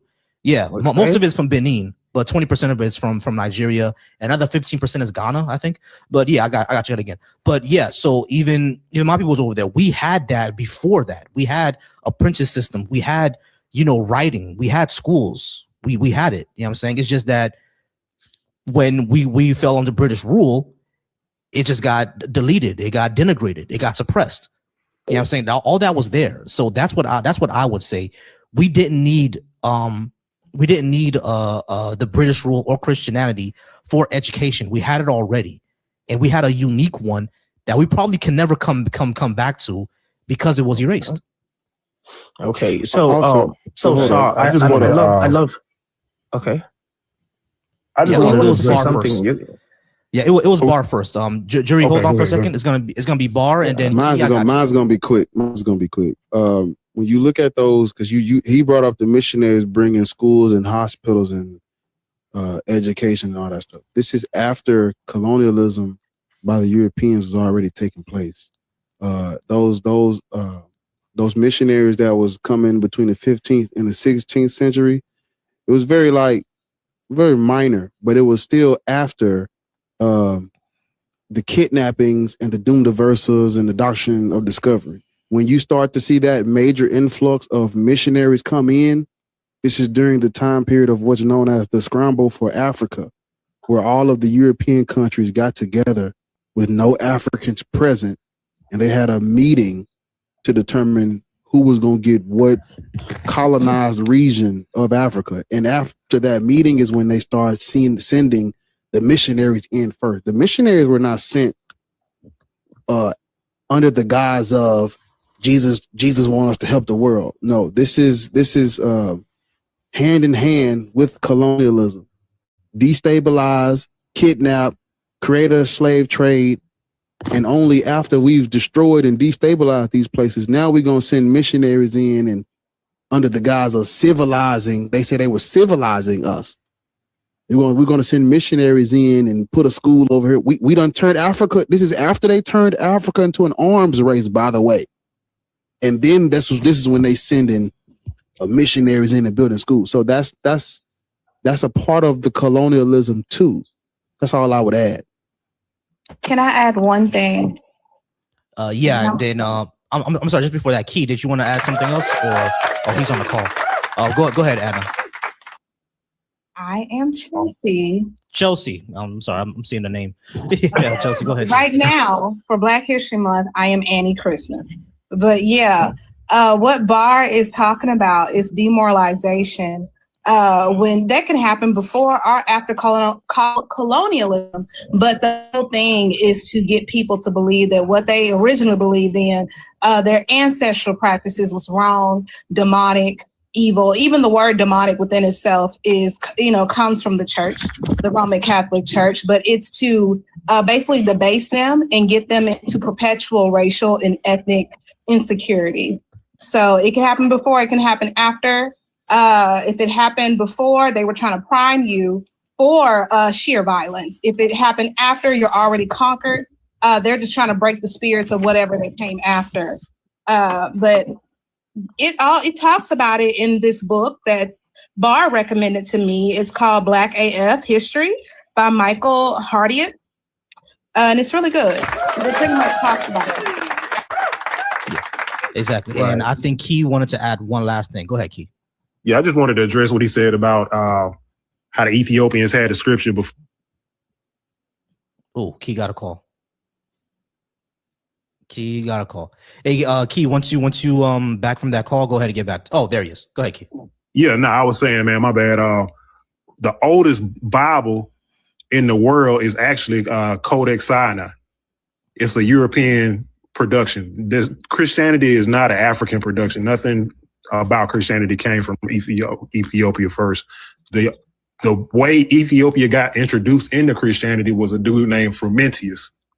He was a Greek-speaking Roman citizen.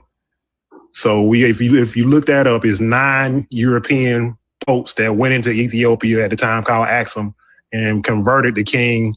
It's a story, but long story short, Christianity came into Ethiopia by means of European ways. You know what I mean? The Bible that's translated in Ethiopia was translated from Greek into Ge'ez. So that's also not factual about how Christianity was in Africa before European conquest or European footsteps. Nah, we never had Christianity. We didn't need it. It's not an African production. Correct. All right. So, jury, I know that was a lot. If you need me to... No, it's not a lot, actually, because one thing about me is I'm a listener and I love to learn and I always love to share also. So when he was saying that the Ethiopia also received the gospel from the Europeans, it's kind of confusing because from what I learned that the Europeans, the Ethiopians were never colonized. They were the Africans that were not colonized. So how did they get to them if we received the true colonization and they were not colonized?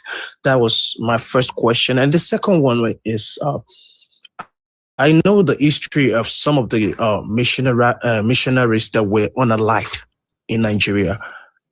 And we even have places where they lay them to rest, like put them to rest in Nigeria. So what I'm trying to say is, from what I discovered, there are some places like in Delta states, exactly where I came from.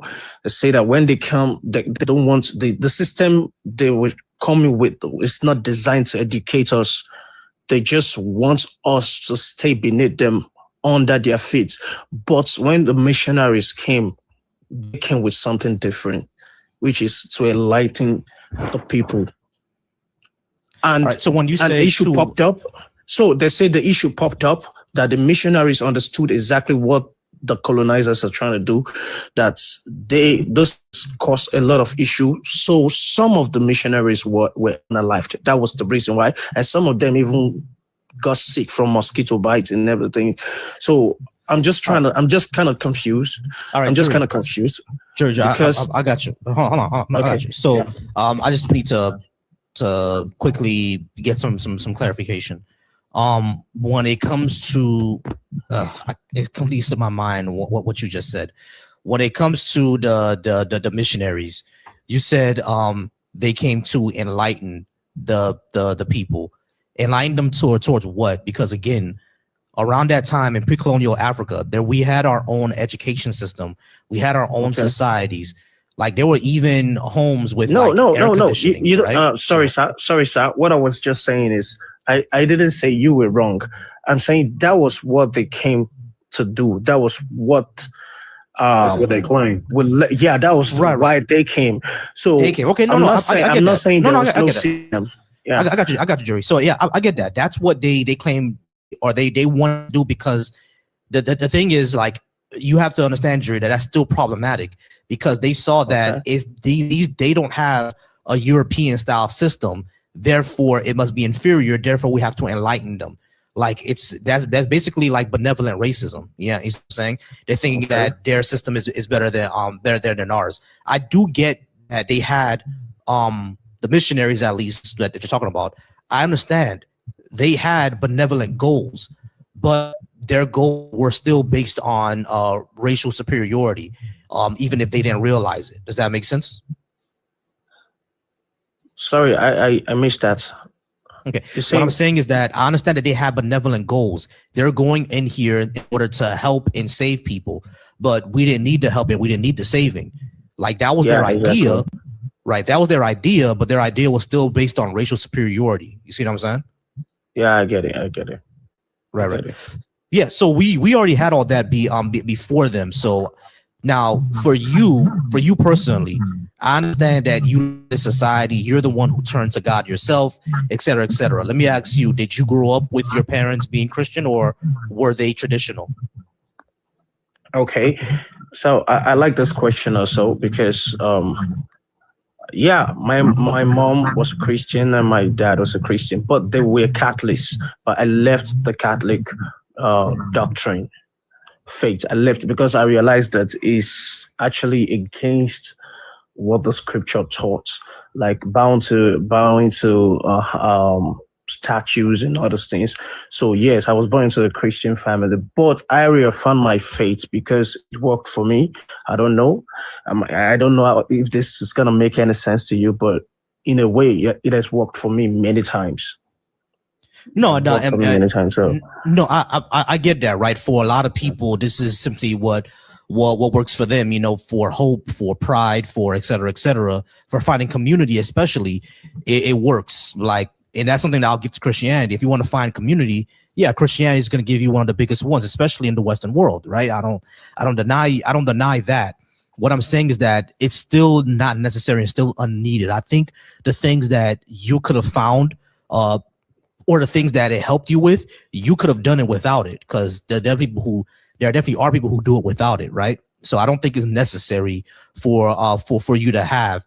And given its history, its problematic history, especially around, you know, us as Black people, is definitely not something I don't think we should adhere to follow. Because if you think about it, you just said that you were Catholic, right? You're not even following an original African denomination of Christianity. You're following the one from Europe. You see what I'm saying? So it's like you're still following colonization. If Christianity was allowed to like genuinely go into Africa without any type of, you know, colonization or slavery or anything like that, it will look more like revivalism, or it will look more like Rastafarianism. It will look more like those. It won't look like the Christianity that we see today. Does that make sense to you, Jury? I'm gonna let everybody else go ahead and talk. Yeah, I'm following. Follow me? All right, cool. If anyone else wants to go ahead and jump in, you guys can go ahead and jump in. I'm just going back and Did forth you with say you. your people was from Benin, Bosie? Yeah. My DNA has Benin. I think that's the most of it. My Benin is like 35, almost 40%, and then it's like 15% Ghana, and like another 15-20% Nigeria and Central Africa. I knew I like you. I did my genealogy in 2014, and most of my African ancestry, this other shit, I just don't claim it, but most of my African ancestry is from Benin and Togo, Ivory Coast, and Ghana. And that at that time, I was dating a Nigerian man. I was like, yeah, I'm gonna be Nigerian. I'm gonna do this. And it didn't work out like that.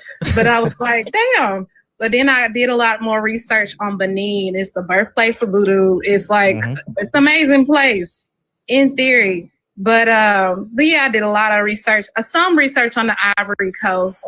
And I met some people from the Ivory Coast a couple years ago, and I was so excited. And I was like, cousin. They was like, girl, sit down. Like, sit down. You know what's crazy? Whenever I tell people from Benin that I'm Haitian, boy, do they love me. They're like, oh my God, Toussaint was from here. We have a statue of him and everything. You have to come to this place and that place. You are cousins. They embrace me so much. It's like, once I tell them that I'm Haitian because Toussaint was from here. I think that is something they didn't get to take away from Africa, though. Africa is love. Africa is very accommodating, and all you that. see, that's a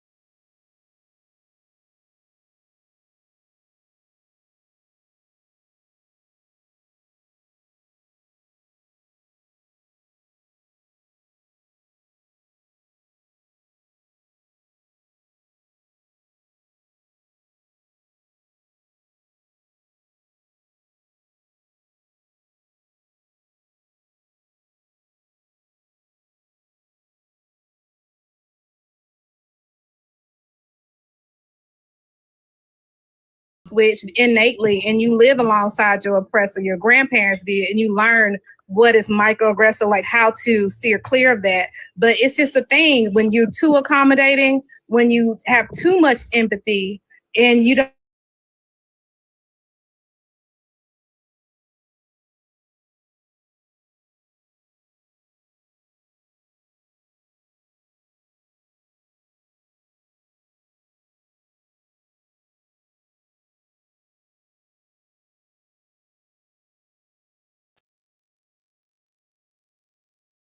Elvis was racist, and he stole everything from black people, from black Memphians, black Mississippians, and people talk about him as being the father of rock and roll. That motherfucker was racist. I know plenty. I've heard plenty of stories about that bitch. But people want to applaud people for doing a little dance, doing a little jig. I'm sorry for getting sidetracked, but that's y'all. We gotta buckle down on the self-preservation and gatekeeping. Yo, Elvis is a good point that you made though, because if you really think about it from the spiritual aspect, Jesus is like the ancient black Elvis. You know what I mean? Or the ancient Elvis of the time. You get what I'm saying? Mm-hmm. Like they couldn't match nobody's spiritual system. They couldn't attack it as a weakness, so they had to come up with their own shit. Like they had to come up with their own spiritual Elvis. So I'm sorry. I am kind of enjoying you guys. But there's just this important question that I would love to ask before I drop, because this is already 1 a.m. right here. So I'd like to get some sleep. So there's this question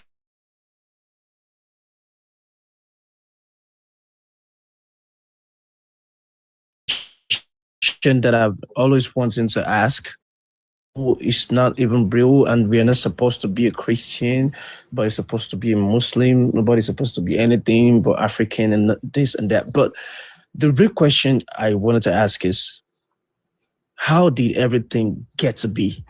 Because there must be a source that we are supposed to connect to. There must be a supreme power somewhere, something bigger than humans, bigger than creation. So for me personally, that was why I kind of find my way to be okay with Christianity. And even in Nigeria, we still have people who do the traditionalists. We have traditionalists who still do their African thing. Jerry, let me ask you a question. Who still do that. Jerry, let me ask you a question. Okay. You said that you wanted to, there has to be some kind of way to connect back to the creator of all things. Yeah. Did you physically have to think about making yourself grow from a child to a man? Did you have to make yourself do that, or did your body just do it on its own? Yeah, like, my body did it. My body did that on its own. Right. So the point of me asking that is, we're already born. If you want to have a relationship with a supposed creator, think about the stuff that your body does, that nature does, without nobody having to tell it or train it or teach it to do. That's your aspect of God being created, the creation connected to you or whatever. There's a part of you that responsible for your growth and well-being that you don't even have to think about. Thank you, sir. This is, you see, this thing that you just said right now is one of the reasons why I love the Bible. I don't know. But what I'm saying is, you don't need the Bible to do that. You just I understand you. I understand you. But what I'm just saying is, I can remember very well when Yeshua said, "Ye are gods, you are gods." Mm-hmm. The Pharisees didn't like him saying that.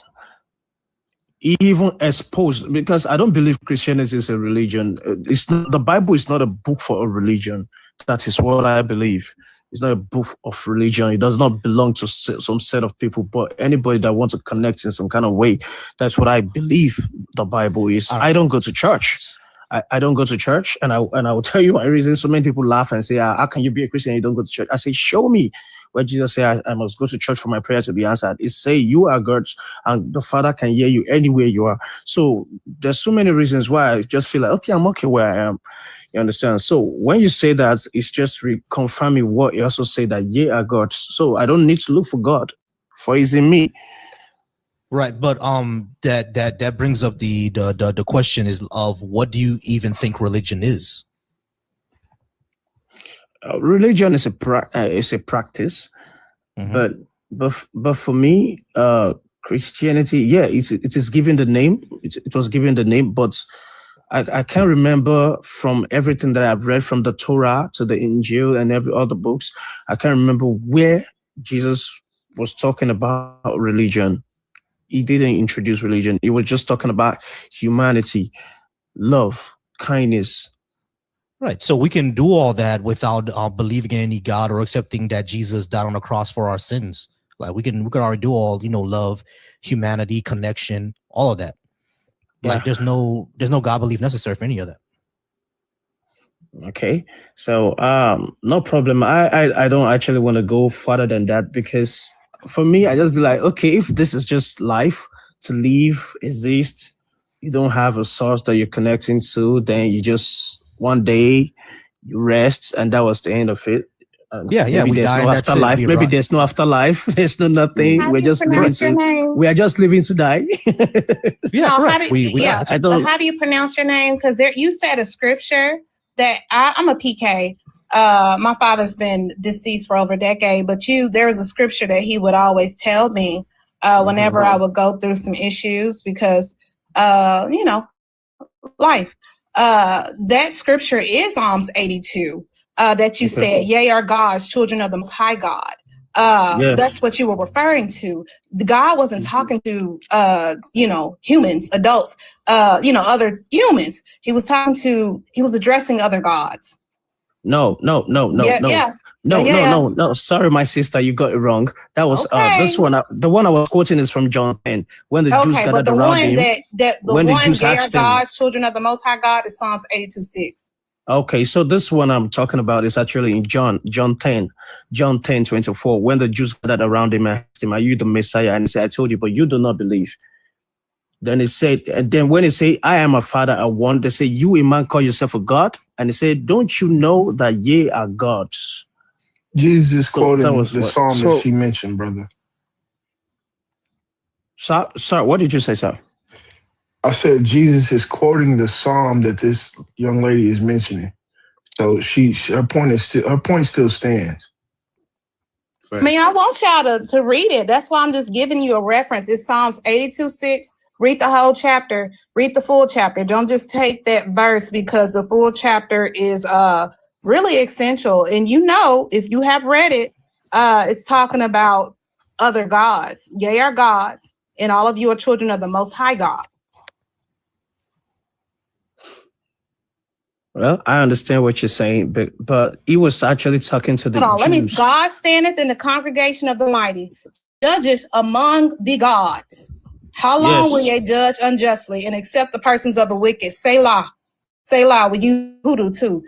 Defend the poor and fatherless, do justice to the afflicted and needy, deliver the poor and needy, rid them out of the hand of the wicked, because they weren't doing shit. He's talking to other gods. Judge the earth. Arise, O gods. Judge the earth, for thou shalt inherit all nations. He's talking to other gods. Y'all not gonna tell me, as somebody who grew up in the backwoods church in Mississippi and had to recite freaking verses every day, all day. I want y'all to go read it for yourself. Read the whole chapter. It's not long. Hold on, my sister. The place you're quoting from is not even in the book of John. John is It's different. in Psalms 82. The scripture. that is I have what I'm said, "Ye are saying. gods, and all of you are children of the Most High." Ye I shall die like I am me. listening to you, my sister, but Okay, hold on. but baby, that's just Psalms 82:6. I'm not reading from John. This is just Psalms 82:6. Listen, How many gods you got then? How many gods you listen. got? I am not dragging. I am not dragging or I anything. got you. But what I'm Everybody just pause, saying everybody is, pause. Yeah, everybody pause, because we are kind of to the end of our line now. We're kind of out of time and we have to move on. But I'm gonna go ahead and let you get the last word about all this, because we got to go ahead and move on. But I just want you to, I just hope that you now have a clear understanding of why we think people should be Christian, and that you don't need to be yourself. Okay, go. But I'll just get the last word. Go ahead. Yeah, thank you. But for me personally, I don't think Christianity has taken anything from me, really, because I don't go to church, like I said. It's not like me taking my money and going to give anybody anything, because the Bible didn't tell me to do it. From my study and everything and my understanding, I don't think. All right. We're gonna go ahead and get it moving on. Danger, are you ready to talk to us now? I don't think he is. Oh, All hello? right. No, there you go. Hello? All right, Can you guys hear Danger. me? We can hear you. Danger, are you at least 18 and Christian, Muslim, or Black Hebrew Israelite, or none? Yes, I would say I'm a follower of Christ. All right, so Christian. We don't believe that Black people should be Christian. Main reasons are because it was the religion of our enslavers, and no one should follow the religion of the people who oppressed and enslaved them. Number two, it denigrates and erases a lot of our spiritual heritage and history, and we can be good people without it. There's no reason for us to even in anything that community morals, etc. You can get all that without it. And so we don't need to be that. What would be your case for why Black people should be Christian?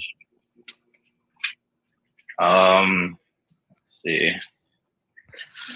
Well, I mean, by going on the Bible and scripture and pretty much, God, he gave his only begotten son to the world to be sacrificed for all of us. So he didn't just do it for his people. He didn't just do it for Jewish people, Hebrews, Israelites. He did it for everybody. So, and the gift is the salvation. When you believe in Jesus and you believe that he died for all of our sins, that means that we could all make it to heaven just by believing in him, because he took that sacrifice for our sins. Cool. Why should we believe that's true and not the spiritual traditions of my ancestors? Well, because the spiritual of what your ancestors, that wouldn't apply to everybody. That would only apply to you and your specific ancestors or people. So understood. But I'm talking about this foreign tradition. Why should I think this foreign tradition is true and not my ancestors? Why should I worship somebody else's ancestors? Because Jesus and David and them, those are all somebody else's ancestors, which is fine. But that's their culture deified. Why should I deify another person's culture? Deify? I mean,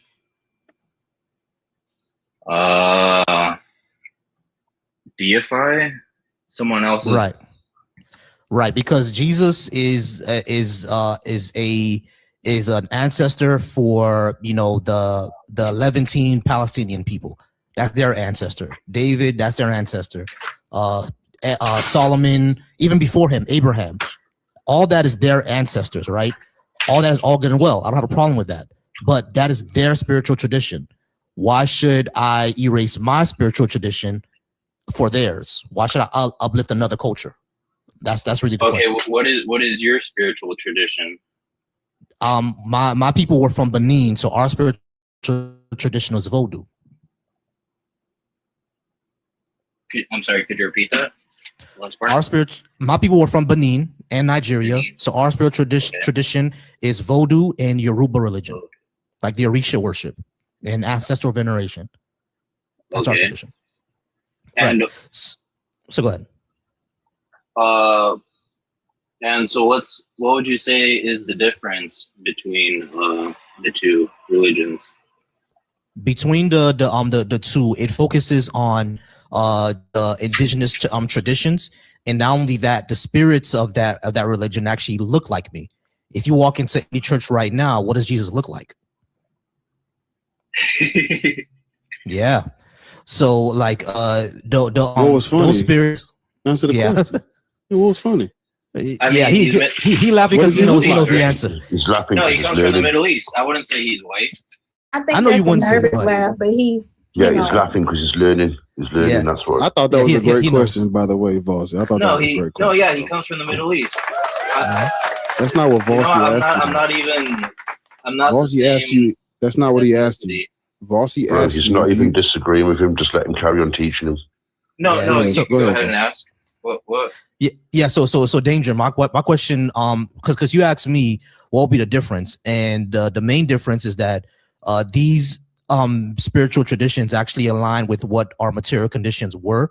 And I think our material conditions still are, as a matter of fact, because it was more communal. It was more about elderly listening to your ancestors, everything like that, and tying yourself to nature, et cetera, et cetera. So that's the difference, right? And not only that, the spirits of those traditions actually look like me. So the question I asked was, if you walk into any church right now, what does Jesus look like? Surely he's of Hebrew, origin, and but that doesn't mean that it's only for And the white his guys took people. it. Yeah, and the white people took it and whitewashed them. We get that, right? We understand that. Just to be fair to you, Jesus didn't actually look the way that white Christians do. We get that. We understand that. But within because you say you're from the Middle East, but I live in the United States. I'm not sure if you still live in the United States or Canada, or it's still in the Middle East. No, we were saying that Jesus is from the Middle East, right? Right. Jesus is from the Middle East. We get that. But you're in the U.S. as well, right? Yes, I'm from the U.S. All right, cool. Yeah, you're in the U.S. as well. So you already know, like, traditionally what Jesus will look like if you go into a church today, even in a lot of black churches. You see what I'm saying? So that's problematic because we're worshiping a white man, essentially. They made a white man God above us. You see what I'm saying? So that's why I find that part to be problematic, and that will be the main difference. So now I do understand that I'm kind of asking an unfair question because it's not something that you think about on the regular. But this is something that we think about. This is something that we think I have to think about on the regular or at least we should, that I'm trying to put out there. Why, as black people who had our own spiritual traditions, our own systems of morals, should uplift and deify one from another culture, something that we did not actually need, because we had morals and systems and education all before colonization, right? We had all that. So why deify another? You see what I'm saying? Now, like I said, that's not really fair to ask you. It's not really something that you'll think about, but that's the perspective that we're coming from. You see what I'm saying? Okay. Yeah, I understand that. Okay, so may I ask, like, then it's not only white people, it's all races, right? That also believe in Jesus, like, Mexican, whatever they are. Yeah. I got you. I'm gonna let everybody else answer that. Bossy, do you have mods? I do have mods. What's up? Are they here? They are here. Yeah, Bar is a mod, and Bar, I thought you need were. to mute DB. Because I don't know why he keeps tagging me. I don't know what's going on. Yeah, I know you doing something, or you trying to be on this panel, but yeah, there needs to be mods in the chat because there's a lot of disrespectful things going. I got you, Chelsea. I honestly thought that you were. Give me a second, okay? Okay. I honestly thought that you were mod. I'm modding you up right now. Okay. All right, so yeah, I'm gonna let everybody else answer that because I want them to get into the conversation. Let's start with Key. Because I haven't heard a lot from Key yet. So yeah, my answer to that is that I think Mexicans, well, I won't say Mexicans, but mestizos, indigenous people, they should go back to their tradition. So should Chinese and Koreans. They should go back to theirs. That will be me. But I'm gonna let everybody else get into this. Key, go ahead and go first because I haven't heard a lot from you. Go ahead and answer his question. What about every other people's group out there? What do you say, Key? I kind of agree with what you said. I think we should try to, as closely as possible, identify what culture we probably came from. I know it's going to be like extremely hard to pinpoint at this point, but whatever cultural, spiritual system you can find to is closely related to where you think you came from or your ancestry came from, or whatever one you study that resonates with you. Because ultimately what they do, I know he asked what the difference was instead of relying on something outside of yourself and worshiping a God outside of you and having some, I don't know, I'm not going to say that, some mythological juicy figure that saves us after he dies and come back. What we did was those spirits, those orishas, those natures, they represented certain aspects of God that also coincided with you. So you weren't necessarily praying to something outside of yourself. You were praying and meditating and studying to enlighten and bring about something in you that's already in you. You know what I mean? It was nothing that we did that we prayed to something outside of self to provide for ourselves. And that's how the nations were built. No matter what it was, the Orishas, voodoo, the Kemetic science, the Native Indian science, Buddha, worship, whatever. None of that stuff is intended to be taken as something to worship outside of yourself. So if you can go into it with that understanding instead of a Christian understanding of a God outside of you, and these people are doing the same thing, that's not what they're doing. Everybody's God consciousness and God experience is not the same as a Christian or a Muslim experience. In fact, it's a little bit more enlightening because it focuses on self. Mm-hmm. All right, and I'm gonna do a special thing here. I'm gonna do a show for it so everybody else can answer the same question. Annie, I said Annie. Chelsea, you're gonna be up first. Go ahead and answer his question, please. Can you repeat the question? Because I'm actually reading I'm gonna show y'all what I've been doing while he's been talking. Mm-hmm. I'm actually been reading the Handbook of Yoruba Religious Concepts. I love that. So when he was talking about it, I was sidetracked because I was actually got this book maybe 15 years ago. So I never looked at it entirely. So when you were talking about your ancestry, being from Nigeria, I was just, looking through it. Gotcha. So can you repeat the question for me? I'm so sorry.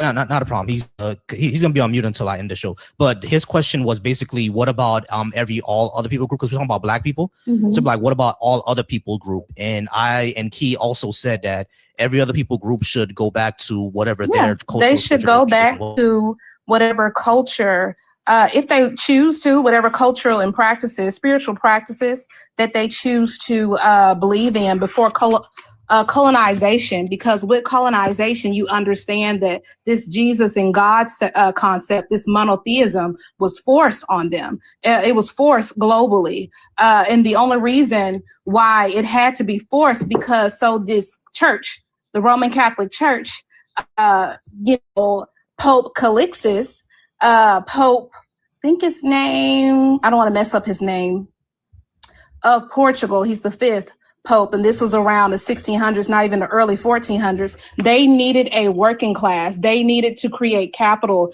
We were cattle, so why would you worship and love on a deity or a God that was forced on your ancestry? That is peak Stockholm syndrome. So other people, other cultures should go back to what their ancestors worship and deified if they choose to, or they can be sovereign beings and do away with all the shit. 2, 1.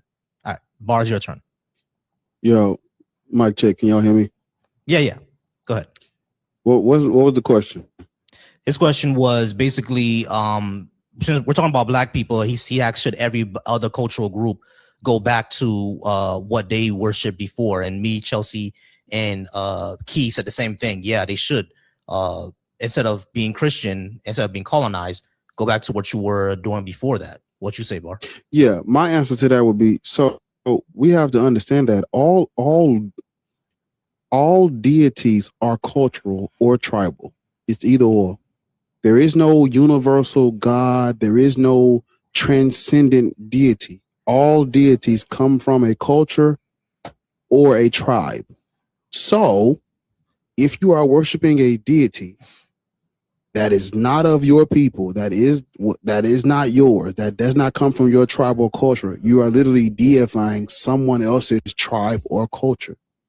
You shouldn't do that. And the only way that happens is through coercion, force, colonialism, indoctrination. Those are the only reasons why a group of people would worship someone else's culture. When we look at the God of the Bible, or the God of Israel is Yahweh. Yahweh comes from the desert, Midian. These people's cultures, tribal, whatever. There's no reason why any African person should be deifying Canaanite, Levantine culture, because we're not from the Levant. Gods are made up. You're not dealing with you're not dealing with something that transcends the minds of men. You're not. That's that philosophical monotheism, feel bro, something can't come from nothing. Oh, sorry, you got cut off, Bar. All right, KV, I think you were a friendly of ours, but go ahead and say what your opinion is. Well, what all I know is basically everyone to any religion should know and not believe, because when they believe, it doesn't really it doesn't give you no evidence, does it? Do you know what I mean? So we know when people refer to things that they believe, it's just something that they think or something that they hope. So if everyone knew, then they would know, wouldn't they? I know anyway. Probably sounds weird me saying that. I don't know if anyone understands, but right now, cool. All right, cool. So yeah, I hope that gave you some insight. Awesome. All right. So Danger, I hope that gave you some insight. You still there, Danger? Yeah. Wait, can I speak on my little part? Oh yeah, go ahead. I just want to get everybody a chance to talk, but go ahead. Okay, cool. Yeah, I mean, I respect like everyone's opinions, and I see where they're like coming from, and like, you know, why you like wouldn't want to, I guess, you know, I guess like convert, or like I guess like leave your like religion and, you know, your background and what your ancestors like worshipped. But I think, like, you know, the main goal is to what, like, when we die, like, what do you guys think happens like when we die? Like, do you guys think that like it's just everything is black and like that's it? Every culture has a different answer to that. So you would have to spin the bottle, pick a culture, and accept what that's what I was trying to tell you when I got cut off. Every group of people have a different answer to that. You're going to have to deify someone's culture. Get that answer. Mm-hmm. Yeah, is it going to be your own or is it going to be somebody else's? It varies from person to person, because the Vikings, spin the wheel, nigga. Spin the wheel. Away during battlefield, you going to Valhalla. Valhalla, right? The Exactly. Japanese thought, you know, if you pass away, you know, if you bring dishonor on the family and you commit slip and slide, then your honor can be restored. What else? Egyptians thought the most important thing that you could ever do was to pass away. You know, they thought it was, you know, no matter, regardless of how you live the life, they thought that it was going to be greater on the other side. We have been pushed as Black people. Christianity, heaven, hell, these concepts has been pushed on us because they did not want to lose their cattle. They did not want to lose their capital. They did not want to lose the people who was bringing in a lot of, you know, money. So instead of people poisoning themselves, committing suicide, they had to push this concept like, look, you obey your earthly master. You don't got to do all of that. Obey your earthly master, because if you don't, you're going to hell, bitch. So that's what they did. Like, it was an agenda behind that. And we have kept that going, thinking that there's something like a hell. It's not. Like, the only reason why we have Christianity is because of Pope Nicholas V of Portugal. I couldn't think of his name earlier. And they had to try to, you know, promote and push this Christian dogma down people's throat, because Africa had a lot of gold. They had a lot of resources. They had a lot of things. Who's chewing? I want some. But they had a lot of things. I'm hungry as hell. But they had a lot of things that, you know, Europe can benefit from. But they needed a way to get there. So they had to push this docile, poor man's religion on these people and demoralize the spiritual practices of these people. Even in the American South, United States, we were the place. A lot of Black Americans had to create their own culture because we couldn't have drums. If you weren't in New Orleans, we couldn't have a lot of things because that would evoke a lot of our spiritual practice. We had praise houses and everything like that. So we couldn't do what we originally practiced, or we would, you know, get eaten, a lot of stuff would happen to us. It's gross. They would, even if a woman was considered a mystic and she was causing trouble, or they thought that she was the cause of certain illnesses, they would take her child. If she had a child, they would bury that child up to his head, and they would kick that child's head. So this fear is in our epigenetic settings. We're scared to go back to these practices because we know what our ancestors went through. It's in our bodies. The body keeps the score. There's a lot of fear in our epigenetic settings because of this. So when we have conversations like this, people kind of like, oh no, don't do that. I ain't going to be involved in that conversation. That's scary. I rebuke that because that shit is in our epigenetic settings. You're correct. You're right. But they dismiss Why don't what you they niggers know. go back to Africa? You dumb niggers. Oh, okay, that's nice. Okay, yeah, that's nice. Yeah, you guys are niggers, right? You guys go back to Africa. Listen, for different language, watch what you say, yeah? Oh. You should have kept him up and educated him, bro. No, it's okay. No, you don't educate no little boy like that. You cuss their ass out. Yeah. No, I'd have broke him up, bro.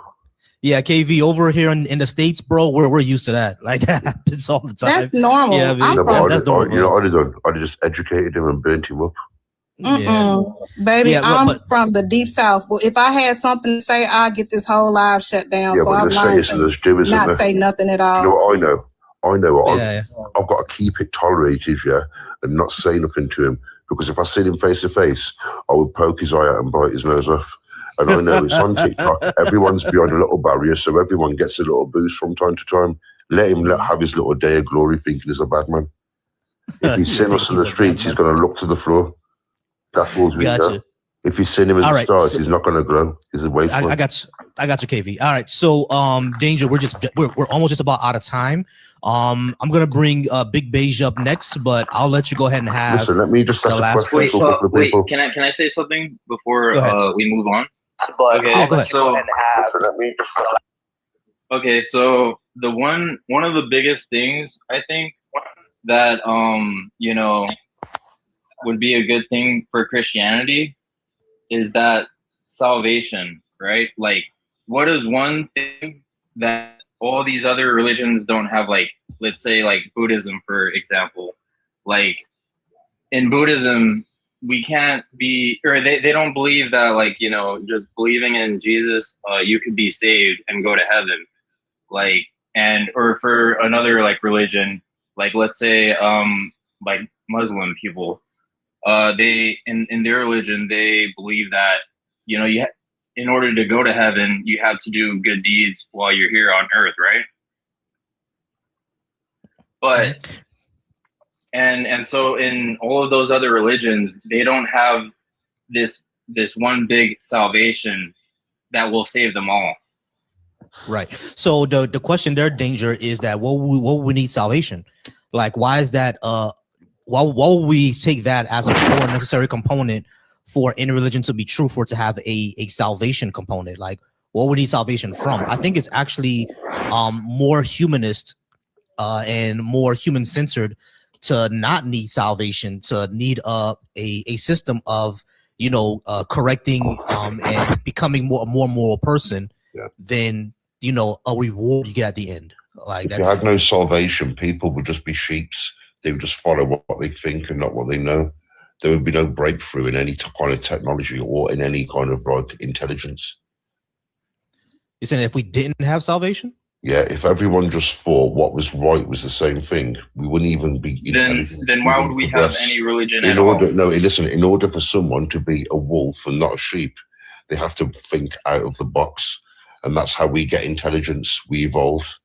Do you understand me? So if everyone was in salvation, everyone would be the same, because everyone would know the same.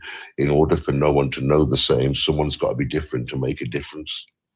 I agree with that, actually. Yeah, definitely agree with that, because that's a problem that I have with the whole heaven concept, because there are people in heaven who have family members in hell right now, right? If heaven does exist, then they have, people and family members in hell. And even if they don't have any family members in hell, there's still, billions of people suffering and torturing and hold on, KV. Let me just just do the Christian concept of hell. Sorry. So if the Christian concept of heaven and hell is true, we have millions of people in heaven worshiping the big guy, century in and century out. And down in hell, there are people being tortured and enslaved forever. Even some of the family members of the people who didn't go to heaven. Like, do they understand that their family is being hurt and tortured, and are they okay with that?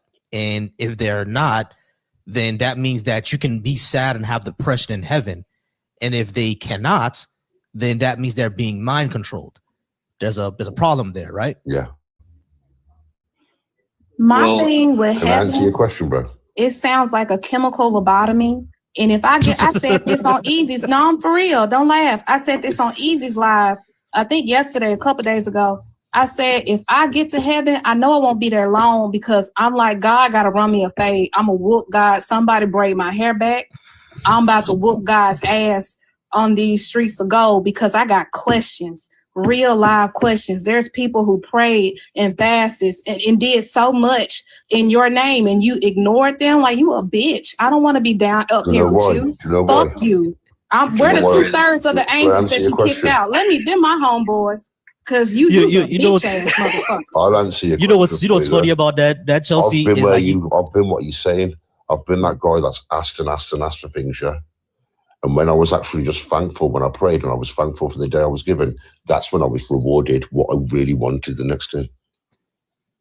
But that you know doesn't. what's That's funny a about concept, but that doesn't work all the time. That's not something that you can demonstrate It has to all the work when you fucking know and you time. don't believe. I want to know, why did I have to go to Djibouti City, Djibouti, Africa, and see young girls selling their ass because they didn't have no money, or if I give them money, they get their ass You go beat to Amsterdam, because they do they it didn't for a have job. this and that. It's cool. I'm sitting up in this house. But I think about other people. You know what I'm saying? Why did I have to go through all the shit that I went through? Like, what was it worth? It was, you know what I'm saying? Like, this shit is a lot. Like, you sit up there and did nothing. There's No, but in I Valdosta, understand what you're Georgia, saying. there's a young man who just got lynched.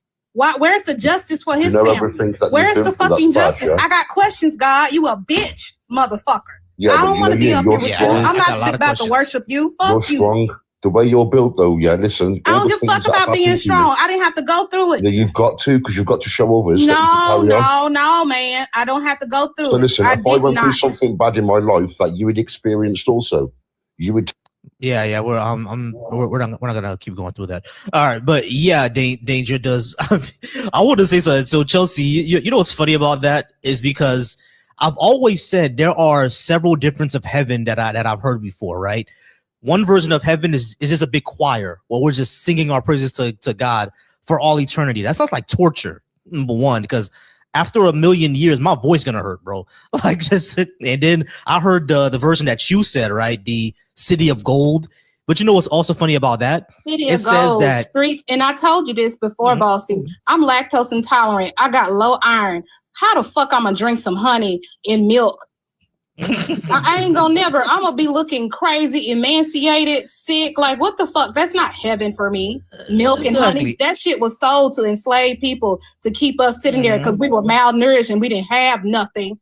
We were eating scraps. Exactly. So they sold that shit to us, and people don't want to let that bullshit go. That's why they call Christianity the poor man's religion. You go, the farther you go up in life and increase your SES, they will look at you crazy for believing this sick ass shit in this sick ass God. This God is not for anything. There, you can't tell me a little woman, a little girl, a little 12-year-old who just got her fucking period talking about, oh, when you go back to America, can you bring me? Can you bring me? I fucking can't because I'm here working. Has to sell herself for her to feed her fucking family. She didn't have to go through no bullshit like that. You talking about God is a mighty God. Man, fuck God. You can feel how you want to feel about it in the comments, but it's some bullshit. Definitely some bullshit, man. Those are like it's so crazy. It's so crazy the different versions of heaven that I hear about, because one of them, y'all don't see how materialistic this shit is. It's like the more souls you win, the more beautiful your crown in heaven is gonna be. You're gonna have like jewels for each soul that you won to heaven. It's gonna be all gold and everything like that.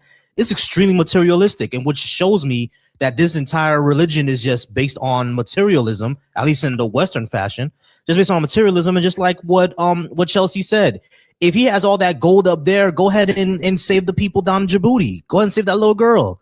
Fuck, I need a crown for. Fuck all that. But yeah, Danger. Let's get back to Danger.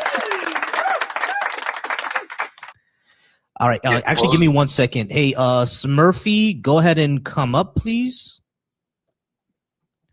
Go ahead and come up, Smurfy. We can go ahead and talk about that more. Go ahead, Danger. I'm sorry. I'm gonna give you the last word. Go ahead. Yeah. What was the last argument that you guys were talking about? Oh shit! Yeah, we got sidetracked when it came to the heaven thing. We got sidetracked. My bad. Okay, so heaven, right? We were talking about Mhm. heaven and like wait, could you continue? Right. Heaven seems to me like it would be kind of torturous, or it doesn't seem like there's a for number one. I've always asked Christian this: can there be sadness and depression in heaven? I've always been told no. You're always going No, to be yes. happy because you're with God, which is all good and well. But at the same time, let's say y'all version of heaven is correct. Your version of heaven and hell is correct.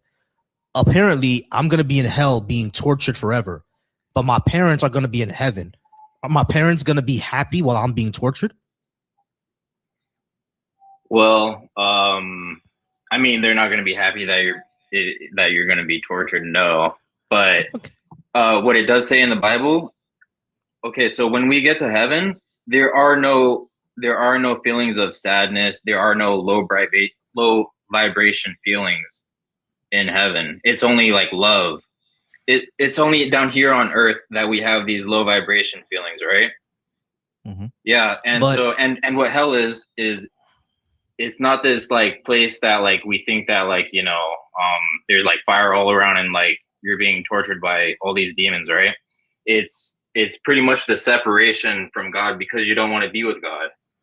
You're choosing not to be with God. So hell is just the absence of God. That's what hell is. Okay, so I'm not being tortured. I mean, there's no lake of fire or anything where I'm suffering for all eternity. I mean, I feel like it's different, right? Not everybody's gonna be like, you know, treated the same. Not everybody has like, you know, done the same, and you know, I feel like there's different levels. There's different levels of hell. So someone like me who's never harmed anyone, I'm not going to be in a lake of fire being tortured. I'm just gonna be like walking around in the void and talking to niggas. All right, so hey, Bar, Chelsea, when I see y'all there, I guess we're gonna just throw a party, right? Because we're just gonna be in the void. You know what I'm saying? We're just gonna be in the void chilling. You know what I'm saying? No, I mean, I'm sure it's not gonna be all like I think that's hell right there. If I get somewhere and I hear that, you know how them I don't know if y'all ever watched the Twilight Zone, but there's an episode this man didn't know he was in hell. If I hear that shit, I know I'm in hell. I said, look, man, I didn't make it. I'm in hell. As soon as Bar, that little play it again, Bar. So play my little jab again. I hate do it. you guys not believe in angels and demons then? Nope. No. Okay, so then you wouldn't believe that, you know, that there's demons torturing you, right? Right, So correct. I don't believe in that. Okay. So hell depends on what you believe about it, essentially.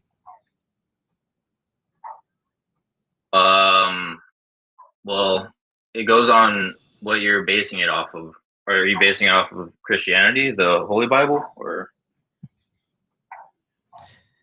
Right. So we're saying, for the sake of argument here for this discussion, let's say that Christianity is right. There's a heaven and there's a hell. The way that hell has always been described to me is lake of fire, where people are suffering forever, and that's even in some verses in the Bible too. Lake of fire, people are suffering forever. But if it's simply separation and we're just in a void, just chilling, yeah, I mean, sure, you know, me, Chelsea, Bar, and the other Black Atheist crew over here on TikTok, we're just gonna be sitting around looking at each other with our beers, I guess. I don't know. You see what I'm saying? So it's like we're asking you what is hell for real, in case you know you're right. Because the reason why I'm asking that is because the version of hell that I've always understood, and this is in the Bible as well, lake of fire, people suffering forever. So if that's the case, would people in heaven know about that? And if they do know about that, are they sad that their family members are suffering? Or even if they don't have any family members, just human beings, period, are suffering like that? And if they don't know about that, doesn't that mean that their knowledge is being cut off? Or that's not how Chelsea said, they had a chemical lobotomy for them to not know. You see what I'm saying? Yeah. I have another I question. get what you're saying. I have another question. This is one question. I I have people that I love so much that I'll give my own life. Like people are like, oh, don't talk like that, baby. If something happened to them, go ahead, cover me up in the dirt. I don't give a fuck about none of y'all. Me not knowing that they exist would be hell for me, regardless of me sitting up there screaming, holy, holy, holy. I'll be like that, the woman in Get Out crying and shit. That would be hell for me. Like, I don't like the whole concept. You won't remember your loved ones. You won't remember this shit. That don't sound good. That doesn't sound great. Like, that doesn't sound good. Like, why? Like, y'all pushing some shit that sounds like hell. Like the whole concept of hell anyway. Yeah, I agree with that part. But I read in the Bible that that said when you get to heaven, there are no like feelings of sadness. There are no lower vibration feelings. You can't feel that in heaven. And pretty much when you're there, you just worship and everyone is in, unity. Everlasting happy. bliss. Yeah, Yes. exactly. That's still problematic because like those other feelings, even the negative ones, they're the ones that make us whole. They're the ones that make us human. If it's nothing but like, joyous feeling on and on and on, that doesn't sound like we're actually free in heaven. We don't have free will. We're forced to be happy. And if that's the case, then that means Lucifer figured it out. And 2/3 of the angels figured it out. So I don't know, y'all. Justice for Lucy. I'm gonna be right there with them. Mm-hmm. And my favorite color red anyway. Let's fire something up on the grill. I don't like the wintertime. I wear these shorts. Shit. Come on, Lucy. Let's get it. Shit. Bar can, say some jokes. You can, let your people fuck. We gonna have a good time. Fuck you mean. Can I also add that I also read that when you get to heaven, it's kind of like it's also kind of different because your family in heaven or the family that you had on earth, it doesn't say that you're gonna be reunited with them in heaven. I don't know if they're like your spiritual family as well. Like we have a different family here on earth. Like do you get what I'm saying? Where I'm coming from? Reunited with my family? Yeah, so we have like how we have our own like earthly family, like your family right now. Mm-hmm. Yes.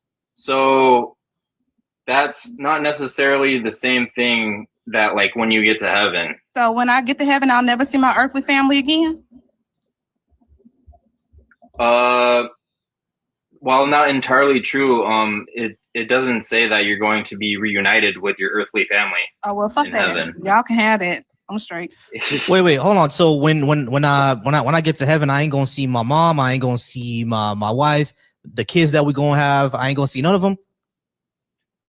That's not what I'm saying. What I said is that it's your earthly family. It's not like you're gonna be let me gather myself. It does not say that your heavenly family is the same as your earthly family. Okay, so my heavenly family. Can I ask? Can I ask? How much of the Bible have you read? Pretty much all of it. Well, except for the boring part. Yeah, pretty much all of it except for the boring parts. It's like after what was that chapter? Numbers around me, 1:7, 2:10, 1 Kings, 2 Kings, 1 Chronicles, 2 Chronicles. Yeah, somewhere after Chronicles when it gets to, well, Ruth was actually pretty good. But after Chronicles, when it gets to like Hezebook and Amos and Malachi and shit like that, all that's boring. I ain't gonna lie. I skipped a lot of that shit, bro. I just went straight to Matthew, Mark, Luke, and John and everything like that.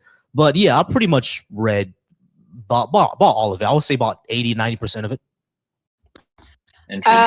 As a PK, I used to have to, my father would challenge us. We would get up in front of the church. We would recite the 66 books of the Bible.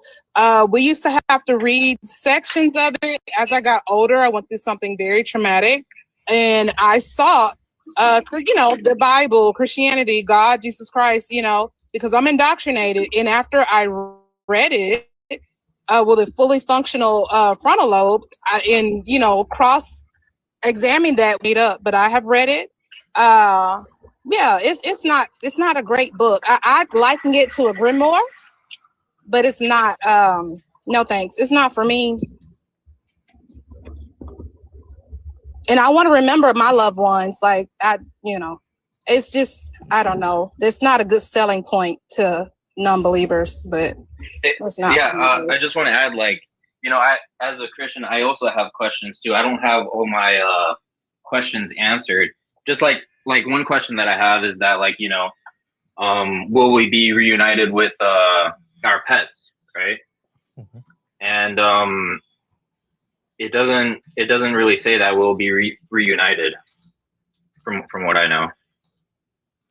So that would suck. I want to see my gray. I grew up with a gray cat with the green eyes. Beautiful cat. Love that cat. Yeah. I mean, I want to see her again.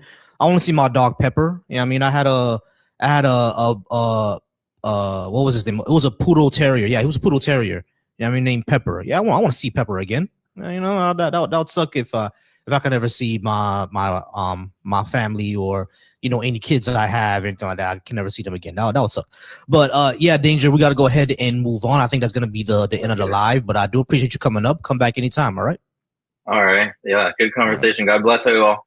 And I think you're sweet. I really truly think you're sweet. But for me, the practices of my ancestors and what they align with, if I were to choose any sort of spiritual practices, I would do that because it resonates within me. I like the concept of being an ancestor in an ancestral realm and meeting my loved ones. I don't want to be around the Dahmers and the nasty popes of the world singing holy, holy, holy.